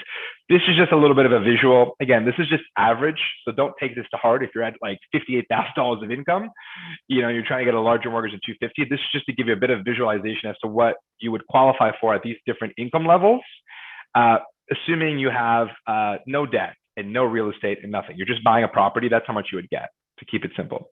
So looking at the bottom, you need about $185,000 today to qualify for a mortgage of about $1 million. There are a lot of changes to this, which you'll see in the next couple of slides, but this is just to give you kind of a baseline understanding of where the banks are at, AAA lending is at to get qualified. So let me give you another example. Going back to that same $100,000 salary, $8,300 a month. This person also has a $500,000 mortgage, a $500 car loan, but they have a $600,000 mortgage. So this is their actual mortgage. The payments on that mortgage using average rates are $2,215 per month. So between the taxes and the mortgage payment, they're paying $2,600 a month. And with the car loan, they're at $3,100 a month. So their ratios are 31, 37, still pretty healthy. If this person in this particular profile wanted to buy more stuff, they wanted to get another mortgage, they would probably only qualify for around $100,000, and based on where they're currently at, because their income only allows them to borrow a certain amount of money. Where this formula changes a lot is rental income. Rental income is going to change how much you can borrow. So on this next slide, let's assume that this client is now trying to buy something that's going to generate $200,000 of income. That's going to take their $100,000 borrowing power to $175,000 if it's a non-legal unit, and I'll explain that in a second. And it's going to take that borrowing power from $100,000 to $325,000 if it's a legal unit. So as your income increases, and whether it's legal or not legal, you'll see that that mortgage amount is quite large. So in the last example, that's $6,000 a month rental income. Again, the client only makes 100 grand. They've got $6,000 of rental income. If it's a non-legal unit, you'll see that they can only borrow $350,000. But if it's a legal unit, their capacity is much higher. It's close to $875,000. But they started at 100 grand. So that's kind of the power of the rental income. Now, comparing the rental units, whether they're legal or non-legal, it does have a very large impact on your borrowing power.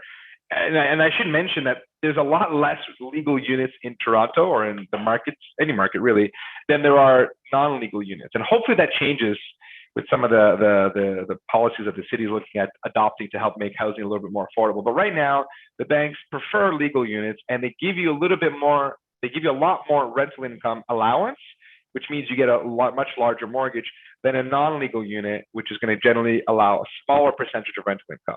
And the definition of legal, because the definition could be different for different lenders, is that you have some sort of document confirming that it's a duplex, a triplex, or a fourplex. So just because you have it completely self-contained, separate entrance, separate everything, doesn't necessarily mean it's legal. So it is a worthy point. And if you are purchasing real estate and trying to go through the process of determining if you should legalize it or not, especially, it's quite costly, there is some value in having a legal unit because it will give you access to more lending, but I believe it'll also give you a much more marketable property. So if you're trying to sell a property that's legal, it should command a much higher purchase price or sale price than a non-legal unit. So that's kind of just to give you an understanding as to how rental income really makes a big difference in what you can borrow. And obviously, if it's legal or not legal, how those numbers change quite a bit. Quick question, Hugo. Yeah. So legal, how does MPAC or Geo Warehouse or land registry, what that states? How much weight does that carry, and which lenders does that work for? So depending on the bank, if the report says that the property is registered as a duplex, it's for the bank purposes, for most banks, it's a legal duplex in terms of how we determine what we can use for income. So if you've got an MPAC report that states it's a triplex or it's registered to the city as a triplex, then to us it's a legal unit in terms of our application. What if it says residential 3 self-contained units? Yeah, it's one of those like gray areas. I don't see that a lot, to be honest with you. But if you did say that, and I don't see them too often, or if they're like grandfathered, again, it depends on the lender. Some lenders will sort of lean more to the legal side and get it done. Other lenders will defer to the non-legal side, which again uses a much smaller percentage of income to help you qualify. Usually around 50%. So it depends on the lender. Depends on the lender, and it depends on the file. Like if you were trying to borrow, $800,000, and you could only qualify for $200,000 because it was non-legal, you may not be able to get that exception. So it depends on how strong the file is and how much of an exception we're asking for. So it's a little bit gray. It has to be pretty clear that it is recognized by the city as a multi-unit.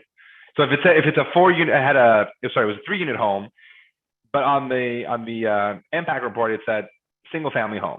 So to the bank, it's a single family home, and even though there was 3 units, we were required, and I think the rent was pretty good. It was like $5,000 a month. We were required to use the rental income as if it was a 1-family home, which ended up being like $2,500 a month, $3,000 a month. So much different. So that is very important when you're sort of shopping for a property. It could make the difference in how much you borrow. And again, I understand that it's not always possible. And there's not a lot of legal units, but I didn't want to show how that changes. No, that's valuable. Just for everyone's benefit here, so what is shown on GeoWarehouse or Land Registry or the MPAC reports is not always accurate. So it is not always a reflection of what the city actually recognizes. So it's important to understand that distinction, but sometimes we can use the MPAC report to help slide this application through, or slide the mortgage qualification through. Yeah, I mean, like, just to kind of add one last note on that. So like, if it does state that it's a 2 or 3 unit and it's fully self-contained and there's a history of rents, you're buying a property that maybe you're keeping the tenants, probably a little bit easier to make that argument, right? So it depends on the property. And the interesting thing is, like, Toronto's got a lot of these grandfathered rules where most properties are not legally zoned, but the banks are always a little bit very slow to adopt policies. We were talking about laneway houses, and I won't open up that can of worms now, but it's difficult to obtain financing for laneway housing. They're all done sort of on a case-by-case basis. And I think at some point, the banks will open up policies to make it a lot easier to finance laneway housing as the demand for housing continues to grow. And we kind of need to find a solution to this big, supply issue. But the banks are always a little bit slower, kind of like with small micro condos. So you guys remember years ago when these 500 square foot condos came to market, when we were doing mortgages, this was not even that long ago, the banks are like, if it's 500 square feet or less, we won't lend up to 80%. It might only be 75, 65 or whatever. Now we're doing like 300 square foot condos at 80%, all good. So I think the banks are just slower to catch up. Same thing with Airbnb. We get questions on, is Airbnb income acceptable? Not really, but on exception, they are acceptable. And the banks are formulating policies to make these things a little easier. Same thing with these non-legal and legal. I do think that the banks, for certain types of setups, will allow a greater use of income to help, the financing be a little bit more attractive. So just some notes. Banks are always a little slower to catch up with these policies. All right. So I also want to touch on a couple of things that, again, most people don't talk about, and that's the down payment. Sometimes the down payment, to me, that's the most annoying part of a file, is the down payment, where the money's coming from. Because, you pick up the phone and someone's like, I make great money, good credit, no debt, and all day long, the math works. And then you find out the down payment is like the sketchy source of coming from overseas, some of it's from the line of credit and all these crazy places. Depending on where the structure of the down payment is coming from, that could affect your file. And I kind of want to put a little bit of light on that. So typically for a rental property specifically, it's 20% down. Some banks want 25, but 20% is pretty consistent with most banks these days. If you're buying a primary residence, or if you're buying a primary residence that has a rental unit, you can get away with a smaller down payment. 5-10% is not unusual. Secondary homes, and air quotes, secondary homes, like a cottage, for example, you can also get away with 5% down. You can actually do a 5% down on a personal residence and then 5 on a secondary home. Completely legit to do that. So that's worth mentioning. Most banks, specifically for rentals, will not accept gifts. There are a couple that do, but in general, they don't accept gifts. So if you're using money from a family member, friend, or a business partner, it either needs to sit in an account for 90 days, and hopefully they don't ask more questions, but generally gifts are not accepted for rental. So just keep that in mind, or at least plan for that, or plan around that, I mean.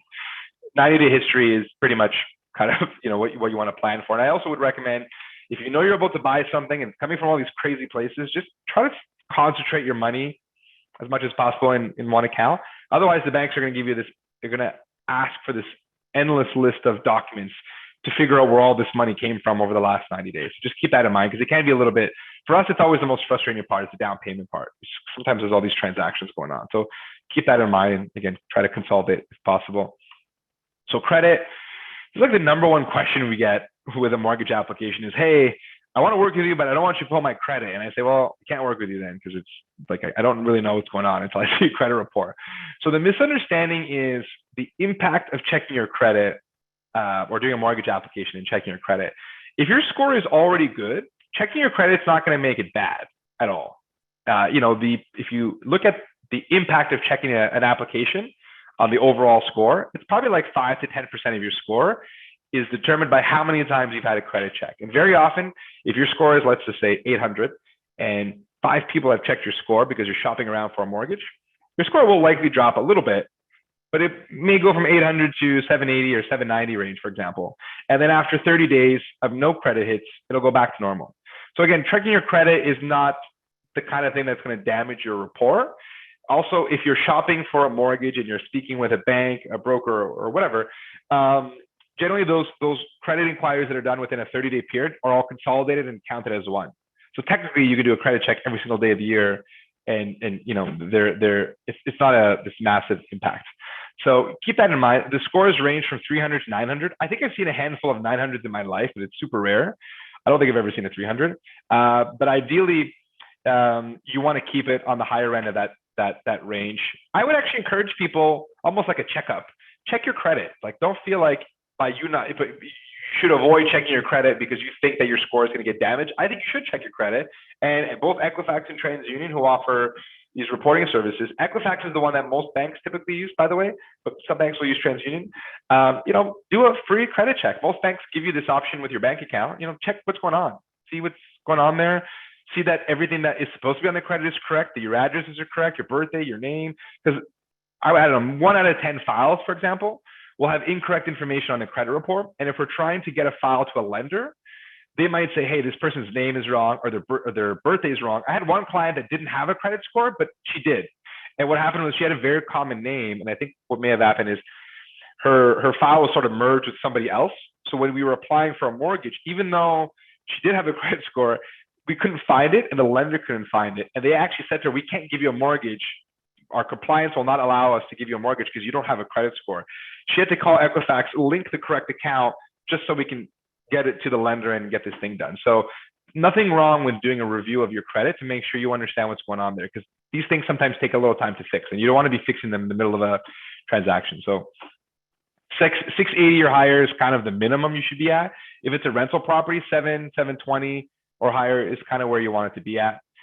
You know, some things to help credit is try to keep the balance and limit ratio under 60% as kind of a rule of thumb. You know, if you have a bunch of debt that you're carrying and you're going to be carrying for a little while, maybe spread it out so it's not fully maxed out, because that does have a huge impact on your score. Don't miss a payment. It sounds pretty obvious, but just don't. The banks don't care if it's you know, very often we'll see like a $100 Rogers bill that's gone missing. It's gone like delayed for 2 months. On an otherwise perfect file, that could screw up your credit score. So don't miss payments. And if you do miss any payments, try to correct them as soon as possible or automate your payments. Another big piece of advice is if you have multiple you know, credit cards and facilities, line of credits, overdraft, anything credit related, and you need to close some, just make sure you're not closing stuff that you've had for 2 years or more and not replacing it with something else. So for example, if you're recently graduated, you got a student credit card and maybe a small overdraft, and now you've entered the workforce, you've got a bigger credit card or a proper credit card that's got a little larger limit and some features and things like that, and you decide you don't want your student card anymore, by you closing that, you just eliminated all the history associated with that card, and it could actually hurt your score. So make sure that when you're closing stuff off, that whatever's left over has some history, because that'll keep your score, you know, where it needs to be. So just keep that in mind. So moving into a different part of the application, that's the asset type. So, you know, just because, you know, you can qualify for it doesn't mean the bank wants to give you money for it. So depending on where the property is located, that might sometimes affect your financing options. Again, when we're talking about Toronto, generally these are less of an issue, but if you're financing stuff outside the city, sometimes it can be an issue and the banks could demand higher down payments. If it's very rural, so if you guys are outside Toronto or outside of these bigger cities, sometimes financing can be a little bit difficult, especially if it's a smaller community. 50,000 is kind of a decent rule of thumb for most banks. Condition of the property, if you're buying a really crappy property, it's got mold, it's got asbestos and knob and tube and all these problems, regardless of how strong your file is, bank may not want to finance it. So keep those things in mind when you're looking at properties and be ready for the alternatives. Maybe it's a private lender or something like that. We already talked about legal and non-legal units having an impact on the qualification of your file as well. So those are all things to look out for. The last thing I think I want to touch on here with the components of a mortgage application, and one that very often no one ever talks about, and I'm sure the banker or brokers don't even mention to clients, is your network. It's one of those it's one of those behind the scenes things. So most banks have a policy where they require a certain amount of net worth if you're purchasing a rental property. So just because you qualify for it, the math is good, you have the down payment and everything is perfect, some banks will not give you a mortgage because you don't meet the net worth requirement. So the net worth requirement as a rule of thumb is about 10% of whatever you're buying, you should have in net worth, aside from the down payment. So for example, if you're buying a $1 million property, it's a rental property, in addition to the down payment you're making, which is $200,000, it's 20%, you should have 10% of that value, which is 100 grand, in net worth. And net worth is assets minus liabilities. So if you've got a personal residence, you probably have that net worth requirement met, which is why no one's ever mentioned this to you guys. But if you're buying a rental property and you own nothing, and you're literally putting all your money into this property, this could be a hurdle that we might have to deal with. So I'm just putting a little light to it because sometimes it comes up and affects our options here. So I'm going to do a second check-in. We've got 2 espressos there, 2 coffees there. I'm going to just pull up the chat here and see if there's any questions. But if anyone wants to just go live and ask me anything on what we just talked about there with regards to the elements of a mortgage app, I'm happy to answer them. I'm just going to pull up this chat here otherwise. I don't think there's anything in the chat. I've been monitoring it. Okay, cool. I'll just skip it along. Hi, Hugo. This is Will. Hey, Will. I just had a quick question on one of your slide decks regarding the income, the rental income in specific. Okay. You had the 3 tables in there. I'm sorry, I was in and out of the presentation, so I may have missed. But yeah, the income ones. I think it was a little further back. Maybe the that's rental. right. Okay. Yeah, what was your question? Yeah. So I was just trying to understand what the numbers represent. I believe in your left-hand column, it's how your rental value translates into some sort of a lending sort of requirement, a lending sort of a figure. But I wasn't sure. Yeah. Yeah. So essentially, I was referencing this particular profile here. So in the profile where this client has income of 100 grand, they have a mortgage, and they're looking to buy another property. Mm-hmm. This is what this exact profile would allow them to, on average, with the rental income numbers in this field, whether it's a legal or non-legal property. So if it's a non-legal property with $2,000 of rent, they would only get $175,000 more from an A lender. Whether it's legal, it's double that basically. So it's just to show you that if it's legal or non-legal, there's a lot more income potential for borrowing power. I see. Okay, yeah, I got it now. Thank you very much. Yeah, no worries.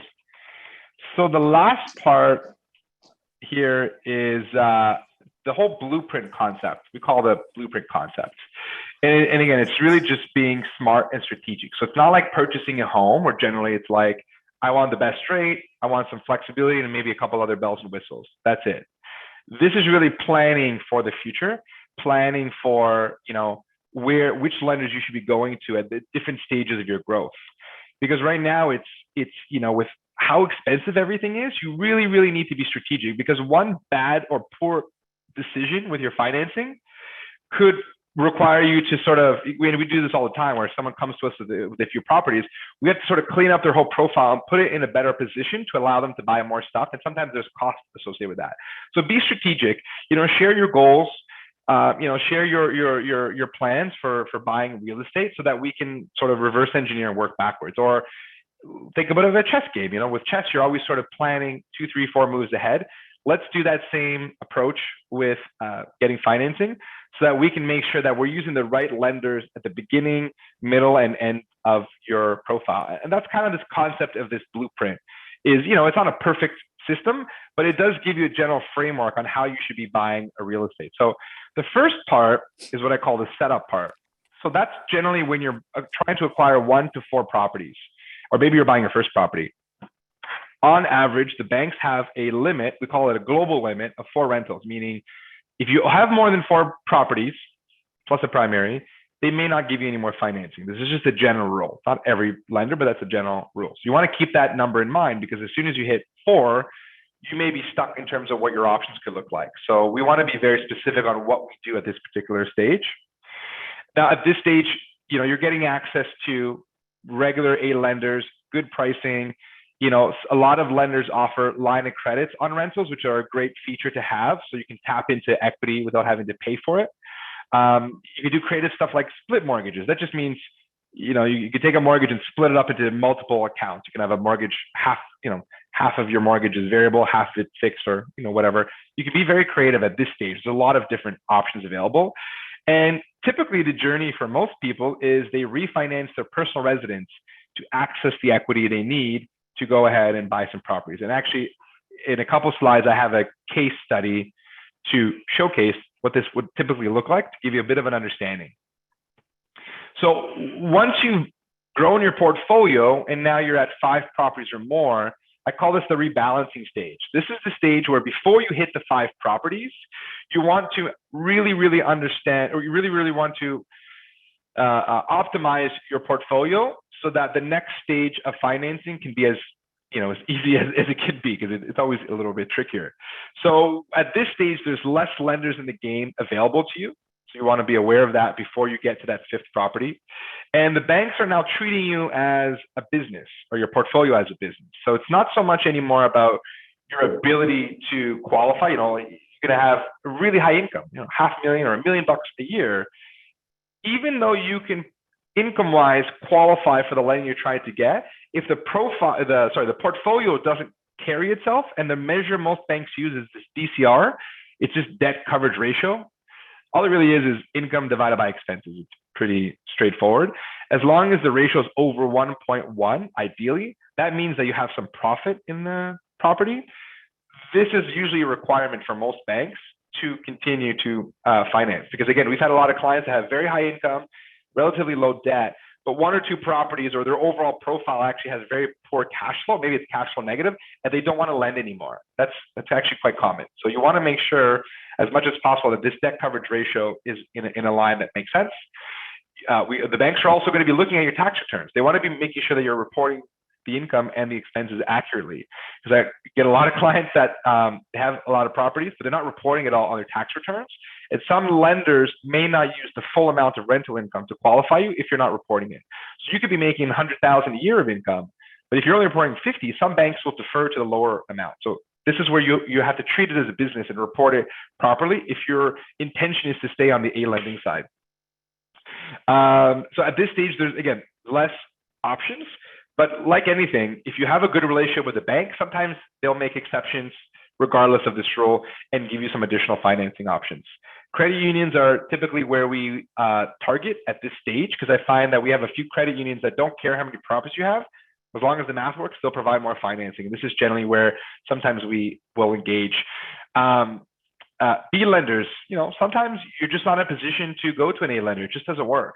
There's nothing wrong with going to a B lender, acquiring 1 or 2 more properties, and then revisiting this whole process a couple of years down the road and seeing if we can bring it back to the A side.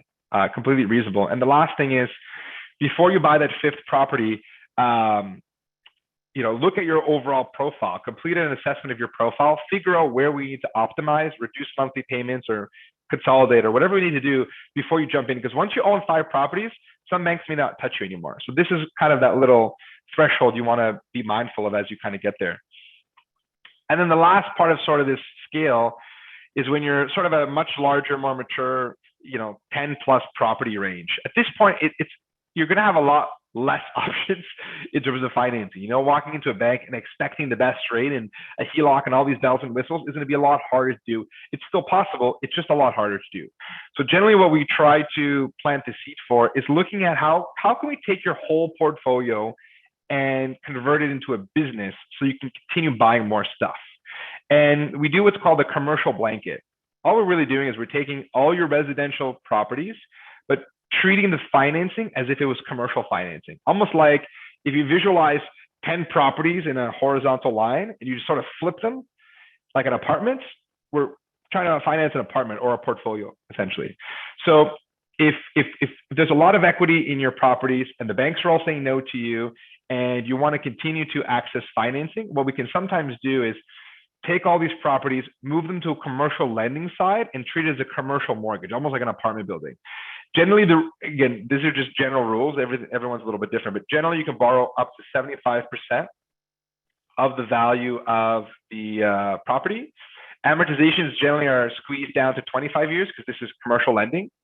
And then pricing for commercial rates are generally a little bit higher than A lending, and there's generally fees involved, lending fees, appraisals, inspections, all these extra little things could sometimes be so a little bit more costly. But for some people, this is the only way they're going to be able to continue borrowing. And the idea is to move all these properties under a corporate umbrella, take it off of your personal name, so that your personal name has 0 properties and you can kind of go back to scaling it up. So this is something that for some of the clients that have not done anything for years, will sometimes engage to help them out. Debt coverage ratio, huge factor, but it's a little higher, generally 1.25% higher. So they want to make sure that this profile makes sense before getting into that. So that's kind of, the approach, if your intention is to buy as many properties as possible. But if you get to a stage where, you're just getting stuck with financing, commercial is always an option. Commercial meaning 5 units or more. The banks are qualifying you based on assets. So even if your income is very limited, you may be able to get financing. And for a lot of clients who are showing very little income or have so many properties they no longer work anymore, they're just living off cash flow, typically they need to go into a commercial type structure or buy commercial type properties. Some multi-units with CMHC, for example, will let you borrow up to 85% of the value. And I put it on there because it looks impressive, but like 99% of the time, I don't see 85% lending, but it is possible. If the math is strong enough, CMHC does have a program that'll give you financing this high. Amortizations can be stretched up to 40 years, anything that's 5 units or more under the CMHC program as well. So again, for some people who just can't obtain financing, this could be sort of a natural next step because there isn't any issue with how many properties you have as well. So just to take a little break, if anyone is making notes or would like to make notes, I kind of want to get into a case study. And I think if you're following along, it might be a little bit more helpful to really understand this particular case. So the first case I want to share with you guys is for someone who's just getting into the market. This is your first rental property. And there's probably a bunch of people here who this is a very strong reality for me. So I was trying to mimic a typical profile that we see here quite a bit for someone who's trying to buy their first property. So what I did was I took a family income of $165K, basically just the current average Toronto salary times 2. That's kind of where I got that number from. I took a property value of $1 million. I'm trying to be reasonable here. And I did a mortgage of $400,000. This particular person's probably owned this property for some years, paid down to debt, property's gone up in value. So this is the specific profile. It's probably not unusual to see this profile in our world. The monthly payment that they have on this particular mortgage is $1,950. So this is the client that we're working with, So they come to us and they'd like to buy their first rental property. So after doing an assessment of and understanding, their situation, their goals, and all these things, they really have 3 options here, to be transparent. The first option they have is keep the mortgage that you currently have as is, no changes, and let's just add a line of credit. And that line of credit will be where you're taking money out of the property to buy something else. That's option 1. No change to your mortgage, add a line of credit. Option 2 is let's break the mortgage, set it up as a new mortgage, maybe at a lower rate and a lower payment, and then add a line of credit. So that's option number 2. That's usually the one that we get asked for the most. And then option number 3, which is the most optimal option, is we break the mortgage and we set the whole thing up as a new mortgage. So those are the 3 scenarios. I'm going to go through all of them in a second. So option number 1 is clients like, I have this mortgage, it's a good rate, I don't want to touch it, I just want to add, I want to take some money else I can buy stuff with. And we say, okay, cool. So your current mortgage is $400,000 and the monthly payment on this mortgage is $1,950. At $1 million valuation, you can borrow up to 80% or 80% loan to value, which is $800,000 total borrowing. So if you borrow $800,000 or if you're approved for $800,000, that means you get $400,000 new money. So that's kind of the strategy there. If you use the $400,000 as a line of credit, completely reasonable to use that for a down payment. And I think it was Harvey or Zane, I forget who it was. You had mentioned something about how your particular lender, even though your line of credit was at 0, they were using the full limit. The rules are different for that. Some banks, if you have a $400,000 line of credit, the balance is 0, they will use a 0 balance to qualify you. Other banks will assume the whole thing is maxed out and the math changes. So in this particular example, you're able to use the full amount for the down payment. Now, there's 2 numbers here that are important to share. If you borrow $400,000 on a line of credit, your actual interest only payment is just under $1,000 on average. I'm using average HELOC rate here. This is what you're really paying every month to service a $400,000 line of credit. But the bank assumes that rates are going to go up, and they use a 5.25% rate to determine how much you can borrow. So your qualifying payment is actually $23.85. So even though you're only paying about $9.85 a month of interest, the bank is using $23.85 to qualify you. It's quite a big difference, but that is the math with pretty much every bank these days. So in this particular example, where they're keeping their mortgage and adding a line of credit, for the purposes of financing, the total amount of monthly payments between the line of credit and the mortgage you have is $43.35. That's option one. So option two is, you know what, I want to break my mortgage, get a better rate, and reduce my monthly payment. That's what this looks at. So same current scenarios, they've got 400 grand, 1950 a month payment. Same thing, you can borrow 80%, 400,000 new money. The difference here is I'm taking the 400,000 that they already owe, but I'm reconfiguring it to a lower rate and stretching it back to 30 years. So by doing that, I reduced the payment from 1950 to 1380. Again, they still borrowed 400 grand. They just have a smaller payment now because we stretched it to 30 years, gave them a better rate, which anyone who hasn't touched their mortgage in the last 2 years or so is probably going to get a better rate these days because the rates are generally a little bit lower on average. So not only do they have a lower mortgage rate, but now they also have this HELOC, same sort of concept. They've got 400 grand to buy a property, and that 400 grand is interest only at 985, but we're qualifying them at 2385. But this particular scenario has a lower qualifying payment of only 3765. Because we restructured the mortgage, the amount of total cash flow every month is a little bit lower for a mortgage application. So that's scenario number two. It's the one that we usually get asked for the most, or the one that we start with usually is, I have a mortgage, I want to take some money out and buy something. This is the one that very often we look at. But the third one is the most efficient one, the one that's going to give you the most options. So the way this looks like is this: same mortgage, same borrowing power, it's 800 grand. But what we're doing here differently is we're saying to the client, let's set up a mortgage for the full 800 grand because you're going to borrow this money anyways. Let's just set it all up from the beginning. And let's stretch it out to 30 years and give you a better rate. So you get 400,000 in your pocket. The total monthly payments on the 800 grand is 2760, significantly lower than the other two options. So if the intention was to stretch your options as much as possible, depending on where the client's income looked like, this is the one that we would likely want to be looking at. Very often, the number one complaint I get about this option is, well, I don't want to take $400,000 out because I'm going to pay interest on that. The way we work around that very easily is we just say, no problem. What we would want to do is get you approved for it, but let's hold this for 4 months. Let's just hold the approval for 4 months. And in those 4 months, when a property comes up that you're ready to extract the money, let's close it so that we're syncing up when you're borrowing that money with when you need it, so you're not paying more interest than you have to. So this particular option is going to definitely give you the most borrowing power if the income is a little bit limited. So this is the one that sometimes we'll suggest. I'll give you a bit of an illustration to further highlight why that option is a lot more attractive. So I'm taking kind of a cookie cutter Volition, scenario, I think here. And correct me if I'm wrong, guys, but I kind of just took some of the examples we've been using. So I took a $1.4 million purchase price. I assumed that we were doing 20% down, and I assumed the rent was $5,500 a month. Scenario number one would allow you to borrow $850,000. That's the scenario where you didn't break your mortgage and you left the payment as it is and you're borrowing it from a line of credit. Scenario number two would let you borrow $950,000.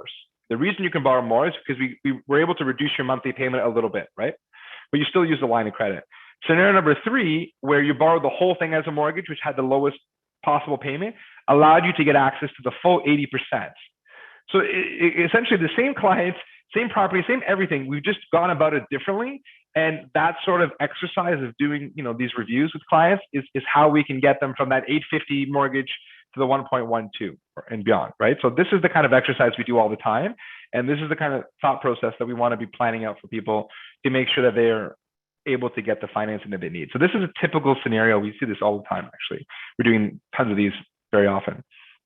So another scenario that I wanted to highlight, particularly because of how expensive everything is right now. The market is extremely expensive. Cash flow has really been affected by that. This is just something, a special little strategy that you can implement that will really help that scenario. So So I'm just blanked out here. So lenders will allow you to borrow instead of a mortgage under a line of credit. So that is an option. Most people don't do it, to be honest, but that is an option. So you don't need to have a mortgage that's a 5-year variable or fixed. It could be a line of credit. And this is kind of the highlight of this particular program. So for example, if you've got $1 million purchase price, you can borrow up to 65% of that purchase price as a line of credit. That's the max that generally is allowed in Canada. But the remaining 15% has to be a mortgage. So the combined borrowing is still 80%. You're just borrowing more of it as a line of credit. This is specifically for rental properties. We actually have one lender in Ontario, credit union, they're provincially regulated, that will let you borrow all 80% on a line of credit, but it's just for personal residences. So that's, again, something that exists in the broker world. Actually, here we go. Here's a slide for that. Now, I kind of want to illustrate what that means. So let's say you found something for $1.4 million and you're putting down 20%. Option one is a straight mortgage. So rental income is $57.50 across the board. Taxes and heating, $1,055 across the board. The mortgage payment, because it's a 30-year mortgage, you have interest and principal, is $41.50. That's I'm just using average rates here, by the way. That means that your actual cash flow, which is just income minus expenses, is $545. Just general cash flow. I'm not factoring in maintenance or vacancy, just straight, income minus expenses. That's option one. You just get a traditional mortgage, which is like 90% of the time what people do. Option number two is where you borrow the majority of the loan as a line of credit and a small portion as a mortgage. You'll see that the loan payment is only $3,000 because most of that loan is a line of credit, which is interest only. So it's significantly cheaper. That means that your cash flow has now jumped to almost $1,700 per month. And option number three is for a scenario where you're buying something where maybe you're living and renting, where we can get away with a line of credit at the full 80%, your cash flow jumps to almost $2,200. So these types of techniques and these types of features are available. So you don't need to do the full 65% line of credit. If you said to us, I want my cash flow to be $1,000, we can figure out what ratio of mortgage and line of credit you would need to accommodate your cash flow. So if you're negative $200 a month as a mortgage, maybe you can take some of that borrowing as a line of credit to get that cash flow back in line to make the math work for you. Because very often in the initial purchase or the acquisition timeline, cash flow is not really there, for a lot of the properties out there because things are just expensive.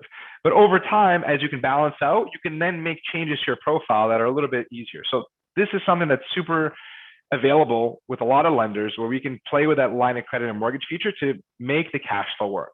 So you're not stuck on just the mortgage. So that's one little thing that I think is very timely given the current expensive market that we're in now. Sure. I just want to quickly, I want to highlight what it is that Hugo is describing here in case study number 2. This is significant. This is looking at the same problem with a new set of eyes. And when Hugo and I were kind of sitting down and kind of strategizing, the problem we were trying to solve, back to Will's earlier question way back before the presentation started, are you going to talk about rising interest rates? And we were talking about, okay, rising interest rates is one thing, rising property prices is the other, right? And actually, rising property prices actually have more of an impact than rising rates, but both might be happening, right? So I sat down with Hugo and we were trying to figure out, okay, what do we do to actually solve this problem for our clients? Because it's not that buying real estate is going to be bad because prices are higher or because interest rates are higher. It just requires a more creative solution. So we sat down and we strategized and we realized there's a way to solve this problem. Not necessarily change the real estate. The asset's still the same. How we approach the financing for that asset was the difference. So looking at it with new eyes provides, the problem is, as you probably can imagine, as property prices rise, as interest rates rise, you're into this cash flow crunch. We've now devised a solution where you can buy in Toronto at higher prices and still make it work. This is not a free pass to go buy $100,000 or $200,000 over ask. It still has to make sense. It still has to be at market price. It still has to be a great asset. But if you find a great asset and cash flow just happens to be a bit tighter, but the prospects for the property and for the market are still very strong, this could be a way, this could be a solution for you. And the solution actually is great for multiple reasons. If you were doing a buy, rent, or rent refi, imagine you're just breaking the HELOC, well, not just, you're just breaking a 15% mortgage and you're just paying off the line of credit, right? So buy, rent, or rent refi, if you think that you're going to be flipping or selling the property, you don't necessarily have to go with an open mortgage or anything like that. This might be a solution. So again, approaching the same problem with a new set of eyes gives you, opens up a whole whack of options for you. Yeah, I can just add one more point. You just brought something up that I remembered. This is why the rate's kind of irrelevant. It doesn't matter what rate you got, because if you went into a situation where you bought a property and your intention was to do a reno to improve the property and improve the rents, going with a 5-year variable or fixed might not be the best option. If your intention is to refinance this thing anyways, it might actually make sense to get as much as possible on a line of credit, which will reduce your loan obligations every month because your cash flow significantly improve, which is very important because you're not making any money on rent anyways. And then once the rental is done, now you're in a position where, because most of the lending is open, it's a line of credit, you can now just roll it all back into a mortgage that actually makes sense and then reset it. So that's kind of the, some of the type of planning that we can do. Now, I should say, as a full disclosure, this is not a scalable solution. Like, you shouldn't be doing this for all your properties, because if you were paying attention, slide back, if you have line of credit balances, the banks use a significantly higher payment, and eventually that'll hurt your ability to buy. But for the first 1 or 2 properties, if this is what it takes to make it work for you, and then maybe rebalance, the cash flow, convert the line of credit to a mortgage down the road, this is a completely reasonable and strategic way to get it done. Can you expand upon that last point? Convert that HELOC back to a mortgage. Remember, we were talking about that and which lenders and whatnot. So let's assume that you needed this option B, so the mortgage line of credit solution. You needed that to get the cash flow where you needed to be to make this deal work for you. But let's say that after a year, you've now been able to increase rents as a result of your rental project, and the cash flow that you had a problem with is no longer a problem, and you now want to buy another property. If you go into an application with majority of your lending on a line of credit, for some people, that might prohibit you to buy more stuff because you have a significantly higher payment in the eyes of the bank. So what you might want to do, and we would be planning for this anyways, is take the line of credit balance, convert it into a mortgage. So now you have a lower monthly payment and you can stretch that out and take whatever rate's available. And now you're as optimized as possible in the eyes of the bank for more lending. So again, this is something that we would plan. If we know that you want to buy another property, we would understand that this is sort of a potentially short-term option. For some people, it's a long-term option. Some people say, I want $2,000 of rent. I don't care about the mortgage pay down. I just want the cash flow, and I'm going to deal with the appreciation. Like, if that's your approach, this is the kind of thing that works. So it's not for everyone, but it could solve the cash flow problem for some people. Going back to the planning process, and when you know that this is going to be the approach for a client and they may want to go buy something else later, you talked about how there are particular lenders that you're going to be looking for the client that allow you to convert that back to that HELOC segment back to a mortgage segment, no qualification, no fees. Yeah. It's just a phone call very often. It's like, hey, I have a $500,000 line of credit. What are your best rates? Okay, I like this option. Normally you have to go in and sign some documents, but there's no credit or anything really. So for some people, I'll give you one example just to touch on this again. In the middle of COVID last year, if anyone tried to get a mortgage, it was a mess. Like, variable rates were prime plus for a little bit of time. And we had some clients that were just closing in the middle of that mess, and they got really bad rates because that's what was available. So we suggested to a lot of clients, why don't you just take a line of credit? It's fully open. The rate's going to be a little higher, but it's short term. And then at the end of the year or the next couple months, let's see what's going on. Anyone who listened to that advice, at the end of the year, rates were significantly low, low ones very often. They just had to make a phone call and convert the line of credit into a mortgage, and they were able to avoid locking in a really bad rate. So there can be strategies to use in the line of credit. And again, don't always think about the rate, because the rates on line of credits can be 2.5% to 3%, which seems very high compared to what's out there. But if you're using strategically, it could be the best way to go. So that's why, again, it's not really the rate, it's what you're actually paying with your mortgage that matters here. Awesome. Thanks, Hugo. So a little visual. I'm not going to explain this too much, but I think it's interesting because a lot of people try to figure out, how are you guys figuring out how financing works when you own real estate? And I thought this 3-bucket, because I say this all the time, this 3-bucket concept hopefully provides a little bit of visual understanding. So whenever we're looking at a mortgage application for an investor, there's three things that we're trying to manage all the time. The first one is the personal bucket. These are all the things like your income, your personal residence mortgage and line of credit, your personal car loans, credit loans, anything that's personal, basically. The intention here is how can we increase your income as much as possible?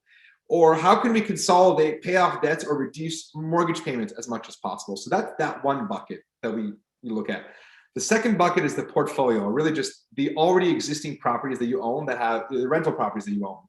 Of those rental properties, are there any mortgage payments that maybe can be reduced? Is there any rent that we can improve? Or is there any consolidations of line of credits or other things that we can do to improve the math there as well? Or maybe your debt coverage ratios don't make any sense. Can we make it better? That's another element of the app that we try to manage as well. And then the third one is the new property you're trying to buy. You know, new property is going to be looked on its own. What kind of rental income is coming in on that property? Is it legal or not legal? And you know, what are we going to be able to use? So these are the three buckets we try to manage. And our goal is always, as we try to plan it out, how do I always reduce your expenses as much as possible? Because sometimes clients will say, well, I only have a $200,000 mortgage. Why would I stretch it to 30 years? And I say to them, because the goal is to try to reduce your monthly payment as much as possible if the plan is to buy a bunch of real estate. Because if you've got a $200,000 mortgage and you're paying $2,000 a month, that's going to affect your ability to borrow. But if you can get your bank to give you the smallest possible mortgage by stretching the amortization, that looks a lot better on paper. That doesn't mean that you'll pay it over 30 years, because most banks offer you prepayment options. So if you want to pay an extra 10, 20%, or whatever your bank allows, you could do that above and beyond your payment. So just because your payment's $500, but you want to do 2,000, take the extra $1,500 and do it as a prepayment regularly. So it creates the same effect, but on paper, you look a lot more nimble. And again, that's kind of the little visualization with everything we just talked about to help. I'll do one last check-in before I get into the rates about anything I just said. I don't know. I know we're kind of going a little over time here, but if anyone wants. No, dude, there's been no drop off. We normally have tons of people drop off by now, but everyone is so enthralled. I think we've only had like 3 people who actually drop off. You guys must have bots or something. I just wanted to ask a quick question, Hugo, regarding going from corporate employment into consulting. Okay. And if you have had really good record up to this point, really good credits, really good employment, does that take you back to being a self-employed all of a sudden? Or do That's they? a good question. So again, this is where having some experience and someone who knows what they're doing is going to help. So I'll give you 2 scenarios. Scenario number 1, which we see all the time, is let's say someone is working in IT. I'm just going to pick on that because that's one that I saw recently. They worked in IT, they make 100 grand. They've been making 100 grand for 5 years. Now they want to become self-employed as a consultant or an IT consultant. They're in the exact same industry. All they've done is they've gone self-employed and now they have their own contracts versus working for someone else. If they've been self-employed for a relatively reasonable time, let's say 1 year at least minimum, if I can show the bank that, hey, look, client made 100 grand for 5 years, they're now self-employed, here's 12 months worth of bank statements showing that they've deposited, or revenue-wise, they maybe are making 150 or 200,000 now being self-employed. If I can apply that logic and prove that logic to a bank, I might have to provide them with contracts or invoices or whatever. But if I can prove that to an A lender, the A lender will likely, or very often, allow us to use the average income for the last 2 years. Even though you haven't reported on the business side, because it's a similar industry and relatively same, structure, it's not difficult to get that kind of approval done for financing with a regular A lender. But generally that type of exception, because that's what it is, it's an exception, is normally for like personal residences. You're buying a house to live in, maybe you're buying a house to live and rent. It's easier to do that. But if you're buying a house straight up rent, it's going to be very difficult to convince a bank to make an exception. But that's scenario number 1, is we take more of like a common sense approach and try to make it work. And there's a handful of A lenders that'll do that. Scenario number 2 is the banks are like, no way, we're not doing that. It doesn't work. Then you have B lending. So if you can show that you have income, but maybe you don't have any tax returns in your self-employed company, you may be a candidate for B lending. Maybe you've made $100,000 of deposits in a year, but you've reported very little, if any. An A lender may not want to do that if you can't get the exception. So you go to a B lender. We use your actual income, get it done with a B lender. Maybe you're with a B lender for 1 or 2 years until your income is back to where it needs to be, and then you bring it back to an A lender. So that's very, very common. It happens a lot. Yeah, awesome. It was exactly what I needed to hear. Thanks. No problem. No problem. I'm going to go into this topic now. So I'm just going to say, you know, I don't have a legal disclaimer here. I'm just going to give you, to the best of my ability, all the information that I've consumed, the conversations we had, anything that I've read, you know, in terms of where I think rates will go in this next couple slides.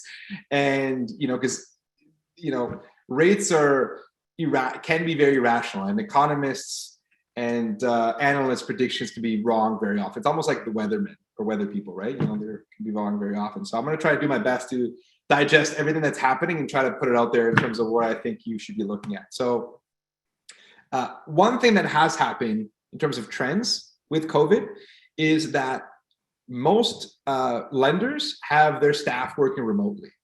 So in the past, we were getting approvals, you know, we send the file in, we get an approval back in a few hours, sometimes a day. The average lender, depending on the complexity of the file, could be anywhere from 3 to 5 days. We have lenders taking weeks to do a deal. So just keep that in mind. That's kind of normal now. And I think it's really just lack of efficiency. You know, people are working from home. You can't just turn around and say to your colleague, you know, how do we do this? It's remote working. So that has meant slightly slower turnaround times. That is a reality in our world. And I don't think it's caught up yet. So let's just keep that in mind. And because of COVID, the banks are definitely asking more questions about income, specifically self-employed income. It's not unusual for a bank to say, we need to see the last few months of business statements, even an A lender. That was something that normally would not be asked. So the banks are going to ask more questions. So when we're going through a mortgage review, you know, don't be offended that the banks are poking around and try to get more info, because they're going to be a lot more risk averse. Values are quite high. There's certainly a lot less risk in the market, I would say. So they're going to ask more questions. So just keep that in mind. You know, whatever experience you had years ago getting a mortgage, it's going to be a little bit different now. So these are just thoughts to know in terms of trends as you could kind of go through these things. Now, good and bad, I know this is being recorded, but I'm going to try and say this off the record. Appraisals are being done by drive-by, and sometimes by clients providing photos.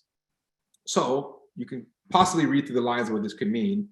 If you've got a property that potentially has an issue somewhere, a lot of lenders will accept appraisals where the client or the listing agent will provide a video or photos of the interior. You know, so sometimes this can be very valuable, specifically when there's a particular part of the property that the appraiser doesn't need to see, but isn't going to affect the value or anything else. These things can't come in handy. So right now, this is pretty common. A lot of appraisers give you the option to go into the property or just ask you to send videos. So that's, again, a relatively new thing with as a result of COVID. So let's talk about rates, fixed and variable. So let's sort of kind of get up to speed as to what's going on with variable rates to start there. So variable rates, as you know, most people know, I think, is going to be based on the Bank of Canada and their overnight rate. So the overnight rate is what the Bank of Canada lends to the banks, and the banks lend you money at a higher rate, right? So the Bank of Canada, they decreased their overnight rates by 1.5%. So before COVID, the overnight rate was 1.75. After COVID, and today, it's at 0.25. So the rate or the impact of COVID has resulted in a decrease on the average variable rate by 1.5%. That spread. So that's very important to be mindful of, right? So the 1.5% the drop is kind of directly as a result of COVID and trying to stimulate the economy back up. So what that means to you guys is prime. Prime is really the number that is relevant here. Prime today is 2.45. That's for most banks, except for TD. They are at 2.6. It's really weird. It's super annoying that they're at 2.62 because it messes up our math all the time, but they're at 2.6. So sometimes when a client says to me, I got this really awesome rate at TD, it's prime less whatever, I always remind them that the rate's actually higher, so it's the same thing as the other banks. So if you're with TD, your rate's going to be a little bit different. But that's what prime is right now. And variable rates are usually a discount off of prime. That's what your rate is. So what's really interesting is when I see these headlines saying rates are going up, I need to get a mortgage now. if you're going specifically with a variable, it doesn't matter if you get a mortgage today or in the summer, because if the rates are going up, the net difference to you is the same. So if your rate is 1.5% today and the rates jump 0.5% by the summer, the difference is the same. It doesn't really matter. So, just keeping that in mind. Some average rates. Again, I'm trying to provide an average frame here. There could be better rates, there could be higher rates here, but on average, if you're buying a home for yourself to live in or yourself to live and rent, the rates are a little bit higher than they were back in December, November right now. The average variable rate is a 1.5%, but can be 1.75 or even higher. So what's important to note is that rates are cyclical. The bank rates are cyclical. The beginning of the year, traditionally, the rates are not the most aggressive they're going to be throughout the year, because again, the banks are focusing their energy and their resources and their marketing campaigns on RSPs, getting money into savings accounts and all these sort of things. Like any ad right now is about that.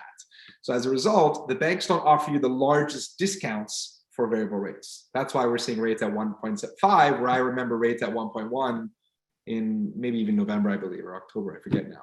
So the discounting is a little bit less. So as a pro tip, if you need to renew your mortgage and you're not in a rush, perhaps waiting a couple months as we get into the spring market could mean, at least historically means, much more competitive rates and better discounts, just as a heads up. Now, the average rate for rentals, and again, I'm saying average because some banks are a lot lower and we have access to some better rates, but just on average, because there's a rental premium on variable rates for rentals, the rates are between 2 and 2.25, again, on average. So keep in mind there's a slight premium, but if you're using any models or calculators for your analysis and you're going to go variable, I would just use the higher range just to be conservative, 2.25 as your sort of range there. So that's kind of where rates are at in terms of like today. And what's also important to note is that the Bank of Canada rate, the overnight rate, has been on average 1% over the last 10 years. So even before COVID, all the way until now, it's been roughly 1% a year, which means that prime rate has been 3.2% on average, which means that variable rates on average have been in the low 2% range right now. So when we see all this information about rates are going up 5 times, 6 times, or whatever, keep in mind that the average rate has been in the low 2s. That's important to know.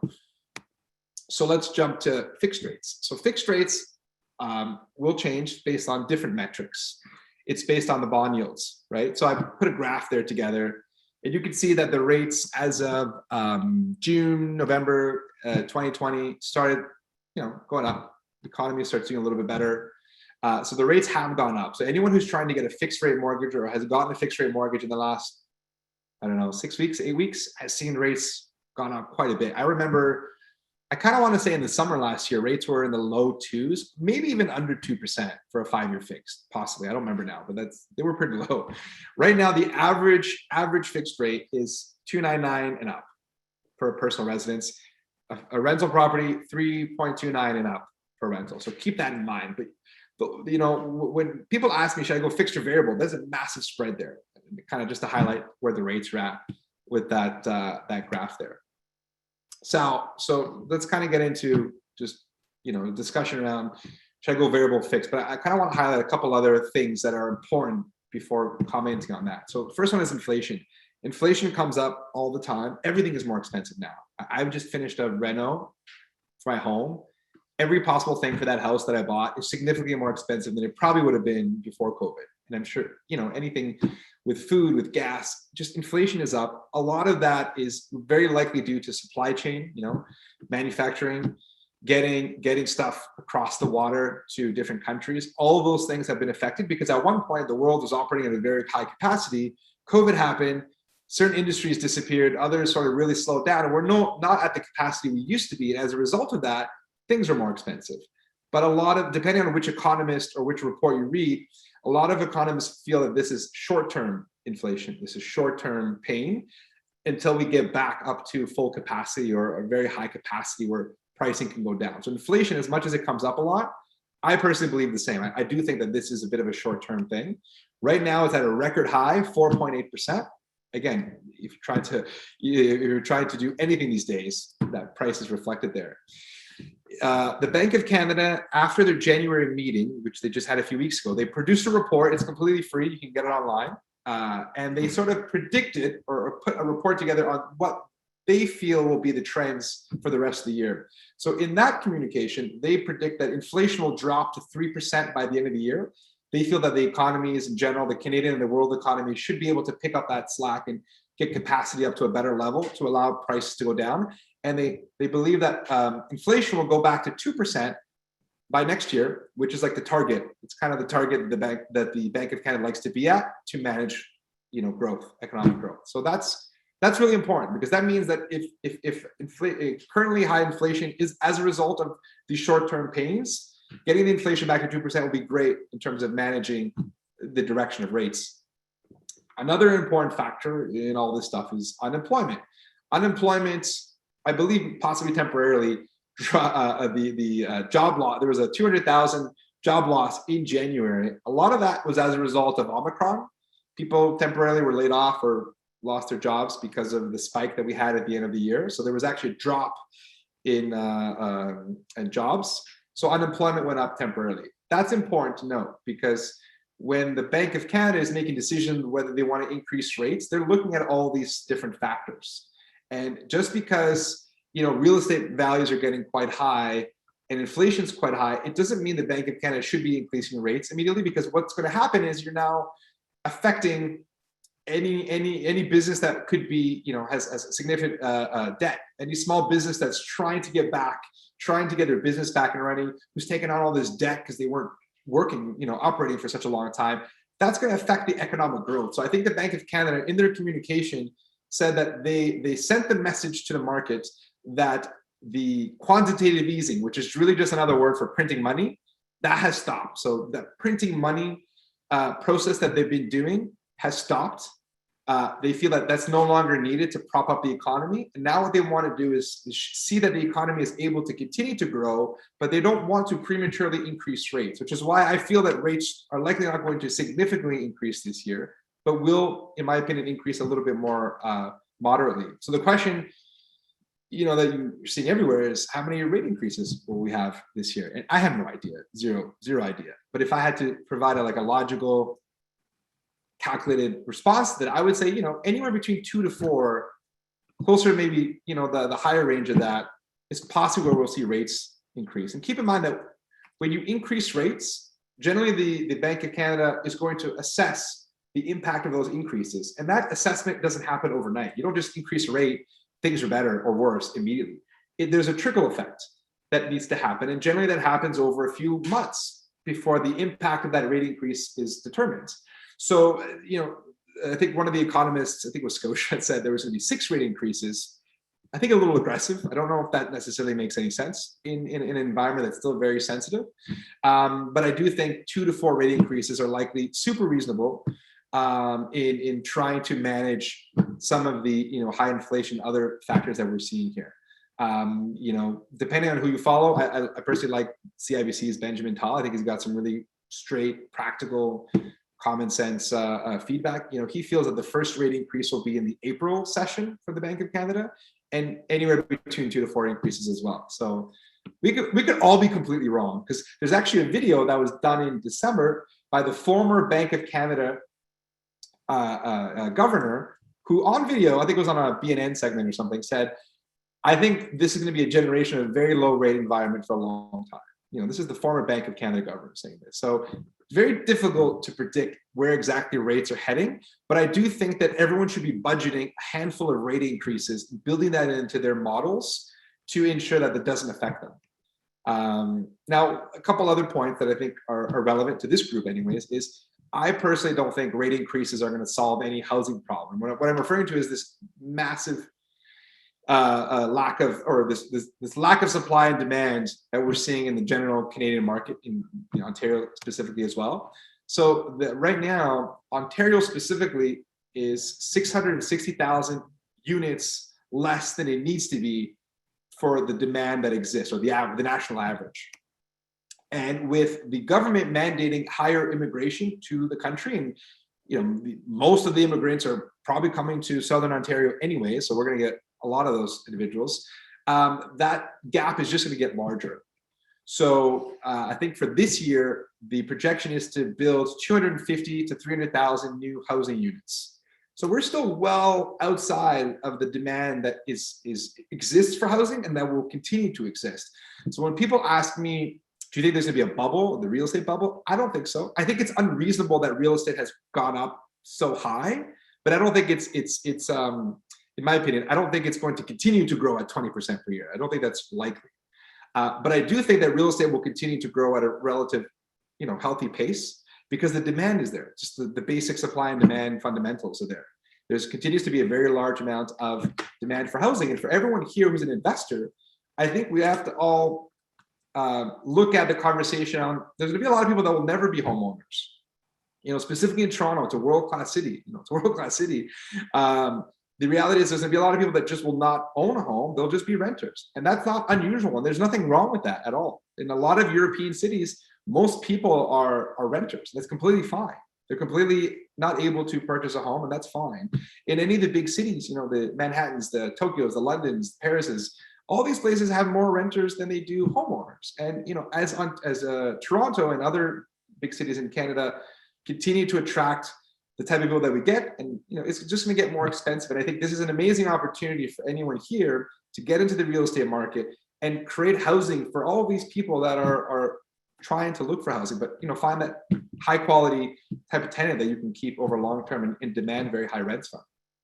So having said all that, what you should be doing, don't freak out. I don't think everyone should be going fixed. In my personal opinion, I don't even know if I've done a fixed mortgage in the last little while. I always have these debate with clients that are super keen on going fixed. I debate why they want to go fixed and explain to them the differences. I think variable is the way to go for most people, but there are some people that are just they need that certainty of the rate. Maybe they're on a fixed income, maybe their income is a little bit lower, they have less of a budget to work with. I think maybe fixed makes sense, but in my opinion, I think you should stress test your own portfolio. So what that means is take if you have a variable rate, take the payment you have today, and we have a mortgage calculator you could do this on. You can do this on any mortgage calculator. Just take your balance, take your remaining amortization, which you'll see on your statement, and increase the rate. Maybe increase the rate by 1.5%. Let's do a full 6 rate increases, which will take you back to where we were before COVID. So just increase your rate by 1.5% and see what your monthly payment looks like. If you can live with that, then you're good. Just stay variable because historically variable is done better. If you can't live with that and you're going to go crazy, then you need to find a way to manage the risk of interest changes. And there can be some options to that. Actually, what I would be recommending to a lot of people, and I'm just going to skip one of my notes here, is maybe a fixed rate, a short-term fixed rate. Only if you absolutely need the certainty of a monthly payment. I don't know if 5 years is the way to go right now, because the spread between a variable and a fixed is almost 1.5%. There's a massive spread right now. So if you go from variable to fixed, on average, you're doubling your rate. I don't think that makes sense to do that right now. But if you need to lock in, maybe see what kind of offers you're getting in the 2 or 3 year range. Right now, I'll be honest, we're not seeing anything super attractive at that price point. But I wouldn't be surprised if the banks come out with some promotional rates in the next little while. In fact, we're actually negotiating with a few lenders, some big banks, asking them to give us preferred rates in that space, because I think that could be a good price point for some people, particularly people that have bought a property, they've done the reno, they've done the BRRRR, now they know they're not going to touch it for a little while. Nothing wrong with paying a little premium to lock in your savings. So that could be an option for some people, but generally variable is going to provide the most flexibility. You can get out of a variable rate mortgage with 3 months penalty, which is not bad. You can go from variable to fixed with most banks. So, and historically variable has been very attractive for a lot of people. So that's what I would recommend people do with regards to pricing. But again, everybody's different. Everyone's risk situation is different, but that's just my personal thought on that. And that's kind of it, for this long presentation, but I'm happy to answer some questions, guys, and shed any light on anything you guys want to talk about. Thanks so much, Hugo. I think we're let's wrap up first, and then if Hugo wants to stick around and you guys want to chat and you guys have some questions, then you guys can definitely do that. So is that cool, Hugo? Yeah, no, for sure. Okay, cool. So what do we got? Shelby? We have a poll going, so we'd love your opinion on how much value you got from tonight's meetup. 5 being the highest. Okay, while you're doing that, I'm going to just do a quick wrap up. So Perfect. what now? What now? So Hugo's provided some great info. Zane and Harvey's case study got you all excited. Your next step, if you're interested in having a chat about real estate investing, about taking the dive, or how to take your portfolio from here to here, sign up for advisory. So Volition offers a complimentary advisory session for clients or for potential clients, but come prepared. So come prepared with how much capital you have to invest, your mortgage qualification, and your goals. And we'll help you determine where you're at, figure out where you want to go, and help you build that plan to get there. Okay, so I think Shelby's going to drop that in the chat. So that is your next step. And also, if you want to touch base with Hugo, I think you can get hold of him at Hugo. He just goes by Hugo, just like Madonna, right? Hugo at vinegroup.ca. So you can drop that in the chat too. Okay, what is my next step? Oh, next month. What are we doing next month, Shelby? Next month, we're doing a virtual Street Smart tour. Oh, cool. We're doing a Street Smart tour. We haven't done one of these in a while. COVID's really thrown a wrench into us getting together. So it's still virtual, but I think we're going through two properties? Two properties, yeah. Properties. Are they both reno projects, big reno projects? Yes, they are. One is nearing completion and the other one is just kicking off. So 2 different stages. Cool. Perfect. Wow, this is so well thought through. Someone really thought this through. That was not me. All right. So who can do it? We think you can do it. We think that we can help you along your journey. Okay. All good. So, okay. Blah, blah, blah. Okay. This is all. Don't worry about that. So, we are now 46 minutes beyond time. But thanks for sticking around. This is one of the most well-attended meetups that we've had in our 6-year history. And even still, going 46 minutes beyond time, we've had the minimal amount of drop-off. I think only like 4 or 5 or 6 people dropped off. Normally by this point, people are bored as shit and they're like, I'm out of here. But Hugo, you've captivated everyone. So thank you so much. You are a breadth of knowledge and a breath of fresh air. I can't believe you guys stayed on that long. Mortgages are not a fun topic to talk about. It's pretty dry. So I'm happy, you guys stuck around. So cool. So I'm not sure if you are still sticking around. I don't know if people still have questions. But yeah, I mean, are you sticking around, or you gotta head home? You're still at the office, dude. No, I'm good. Yeah. So I don't know. Do people still have questions, or do people get everything they Hugo, needed? what was your what was the contact information? And if we reach out, would we be talking to you, or would you be passing us to one of your minions? Good question. Share it with me. If I get a bunch of emails tomorrow, obviously I'm going to try to make sure we respond to everyone, but don't it's me. And if it's not with me, I'm involved with everything, but normally it's with myself. Yeah. Okay, thank you. Yeah, and there you go. There's his email address is in the chat. Yeah.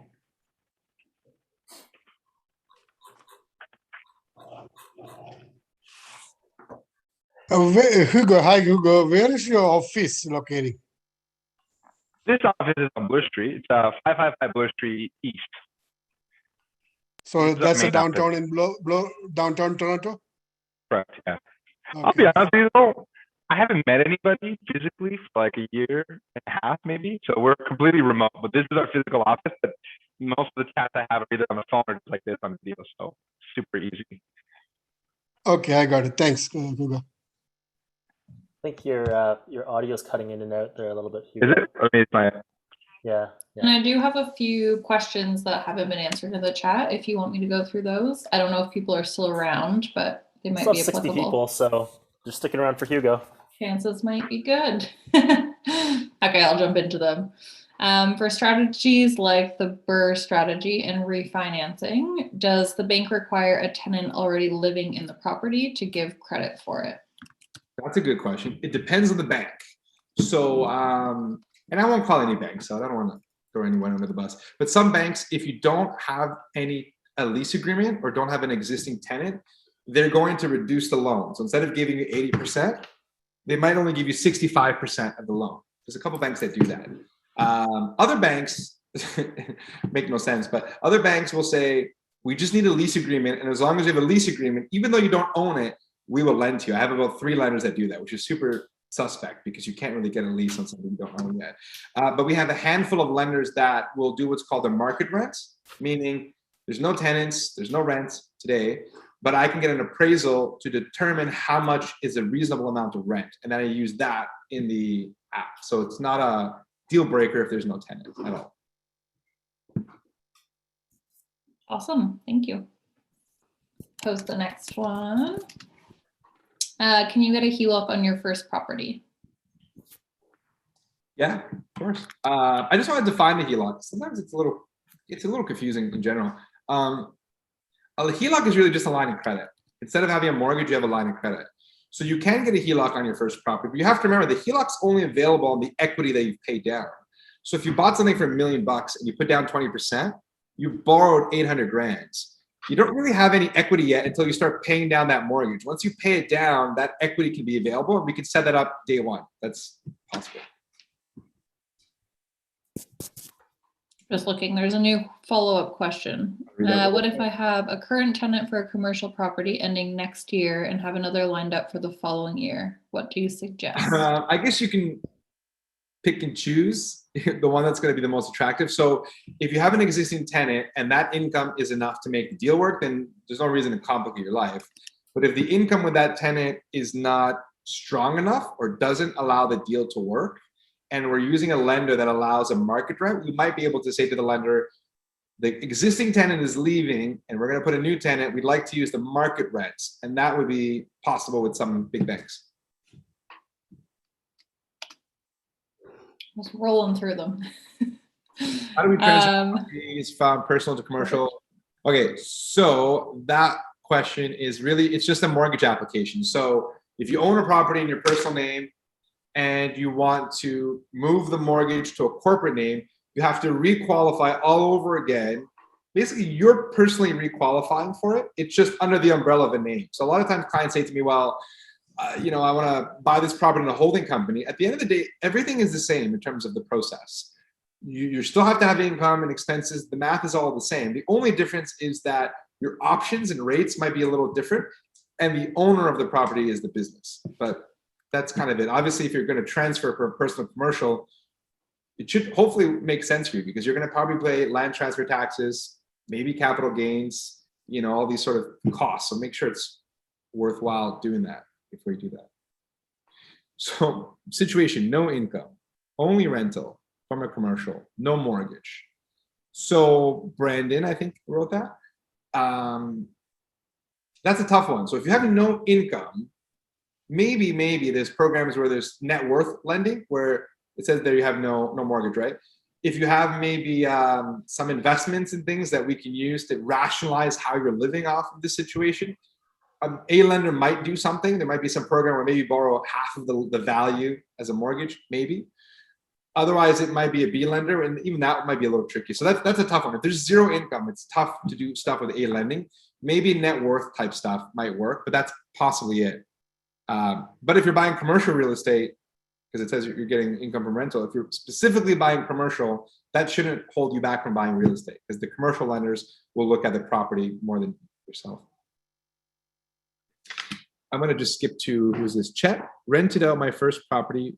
I put 20% down. Now I plan to get residential. Any way to get in less than 20%? I think the question is saying you have a rental and you want to buy a personal residence. I think that's what it's saying. If that's the case, then you could do as little as 5% down.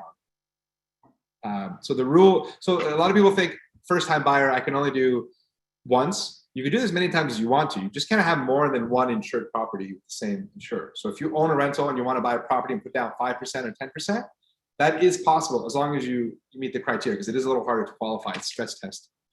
So I don't know if that answered your question. That's how I read that anyways. Karen, can you go over how bonuses? Okay, that's easy. So Karen, you have to have been with the same employer for 2 years or more. We just take the 20, in this case, we would take 2021 T4 and 2022 T4. We just average it. Whatever the average is, that is your bonus and everything all included. That's the income we use. So if you make 100 grand plus 20,000 bonus, that's 120, and you did that for 2 years in a row, I would use 120. But if you made 150 1 year, 120 the year before, we just average that out. That's basically it. That's the general rule. A high net worth to offset low income for rental properties. High net worth income to offset low income for rental properties.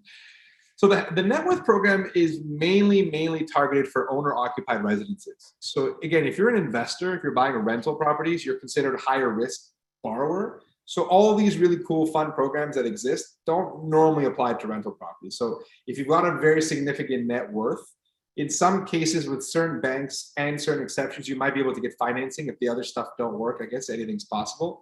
But generally these niche programs like this net worth program are mainly for non-rentals. So you might have to go to a B lender, for example. Maybe. That's everything I have queued up. That's, I think, all I see as well. Cool. Sweet. Oh, no, Godfrey threw a wrench and everything. Godfrey's like, wait. All right, Godfrey, what does it say here? Commercial blanket loans. Okay, so with the commercial blanket loans, depends on the lender we use, but they basically just treat it as a like an apartment building or a commercial mortgage. So they're going to take, generally the rule of thumb is they take the rental income, they'll take 25% off the top, 10% is repairs, 10% is management, and then 5% is vacancy. So they'll just take 5% off, 25% off the top.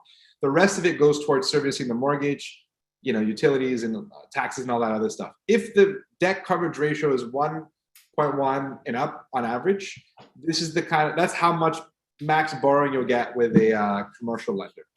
Now, the commercial blanket mortgage, I should also mention, is because they're looking at you as a commercial lender, if your income is actually quite low and you don't qualify with a residential bank, this solution may actually be how you can extract money, even though your income is low, while still staying with an A lender. So that, again, in case if your portfolio, when I say commercial blanket loan, it has to be meaningful. Like you can't get a commercial loan because you've got 2 mortgages for 500,000. It's got to be, it's a commercial mortgage. So as much as it's possible to do it, it has to make sense for the bank to want to do it. So generally you're going to want, if I had to throw a number out there, like $2.5 million of mortgage borrowing before a regular commercial lender would want to look at it. Because anything below that, they may not want to touch it because it can be quite complicated, especially when you have like 10 properties involved. How many properties do you normally have in a commercial blanket? Usually it's like 8, 10 and up. That's usually when it makes sense, because these are people that maybe bought it 10 years ago, 8 years ago, and their overall portfolio loan to value is maybe like 50% or less. And they just have no more financing options on the A side. This is the kind of ideal client where they've exhausted everything. They really want to extract some money. It makes sense for them to move their mortgages to the commercial side and extract that equity in that environment. But if you just bought something a few years ago and there's your loan to value, you're just qualifying because of income, it may not work because it is a bit of a niche program. I should just follow up on that. So like, what about the type of income? Because like I could use some background. I've been talking with the A lender to get additional residential mortgages. And I've been kind of hovering in that spot where like I should be moving over to the commercial side. But basically when I talk to the A lender to get a residential mortgage, like I have student rentals, right? And from talking with their underwriter, basically they're like, they just consider them as vacant properties. So they count 0, the income, 100% of the expenses. That's true. Student rentals are a mess. They're great cash flow. Rooming houses, student houses, they're all great cash flow. But for lending purposes, even B lenders, most of them will not use any rental income. Some of them won't even finance them. So my advice, and I think that's going to change. I think I read something even yesterday where the city was trying to make it legal to allow student rentals, which will likely help financing. But my advice to that is, I see a handful of A-lenders do that sort of stuff, but they do it at like 65% loan to value. Like RBC, I think does, don't quote me, I could be wrong, but they used to do that. Where I think you're going to have the most luck, to be honest, is at credit union. And I mentioned earlier in the presentation, sometimes credit unions will do stuff that no one else will want to do. So maybe find a credit union that's the closest to your property and see if they will give you better financing. Because the average, like that's hard for us to do. When a client comes to me and says, I'm going to rent this to students, I say, well, let's finance it before we put anybody in there first, and then do whatever you want, I don't care. But if you're already renting it to students and you have all these separate rooms and locks, most banks, if they find out, will not do any financing. So a credit union might be your best option, I think. Mm-hmm. And so even on the commercial blanket side, they kind of use the same. It's not really legal, right? Well, let me ask you a question. When you got the financing, was it a student rental? No. Yeah. But the city I'm in, they recognize them as student rental. So that's the thing. There are a couple of municipalities that recognize and they're okay with it. And I've even had some projects where they're promoted as student rentals, fully legal, like separate, everything's it's sort of self-contained, but the banks in general just don't do them. But I think you may have some luck with a local credit union, wherever the property is located, like a Meridian, a Duca, those types of credit unions may do it. Because I've seen clients come back to us later and say, I got it done at this credit union, for example. Mm-hmm. Okay, thanks. And the pricing is good. Like their rates are great. They're not bad, right? So it's worth a shot. Cool. All right. So maybe that's the end. Maybe it's time to wrap this baby up. But do go have a chat with Hugo. One thing, I want to plug Hugo. We send a ton of our clients. Like we have a ton of mutual clients, and one big thing is that I love this one thing. This one thing is that these guys are going to act in your best interests, and I've seen it time and time again where they've had a client go through their intake process. They've kind of had their consultations with them, and it was determined that their best option was just go direct to the bank. You have maybe they had a previous relationship with the bank or a good relationship with the bank or whatever, private banking or whatever, and you said go use them. Go use them, exhaust your options with them, whether it's 2 or 3 or whatever, then come back to us. They'll actually turn away business if that's actually in your best interest. So I do want to plug that, and I do want to recognize, Hugo and Vine, because how many people do that, right?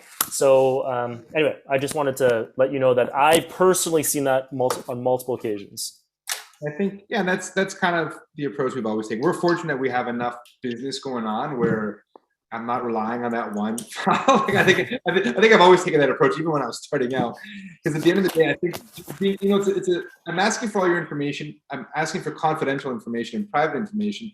The least I can do is give you the best possible advice, selfishly, as much as I can, right?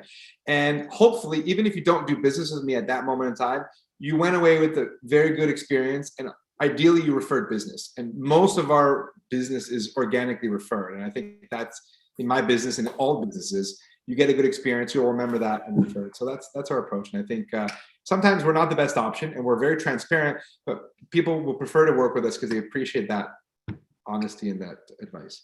100%. Cool. Thanks, dude. And we need to set up that lunch that got canceled because of freaking Omicron. So we'll do that soon. All right, guys. Well, thanks again for having me. Thanks, Hugo. Always a pleasure. Bye. Thank you. Good night.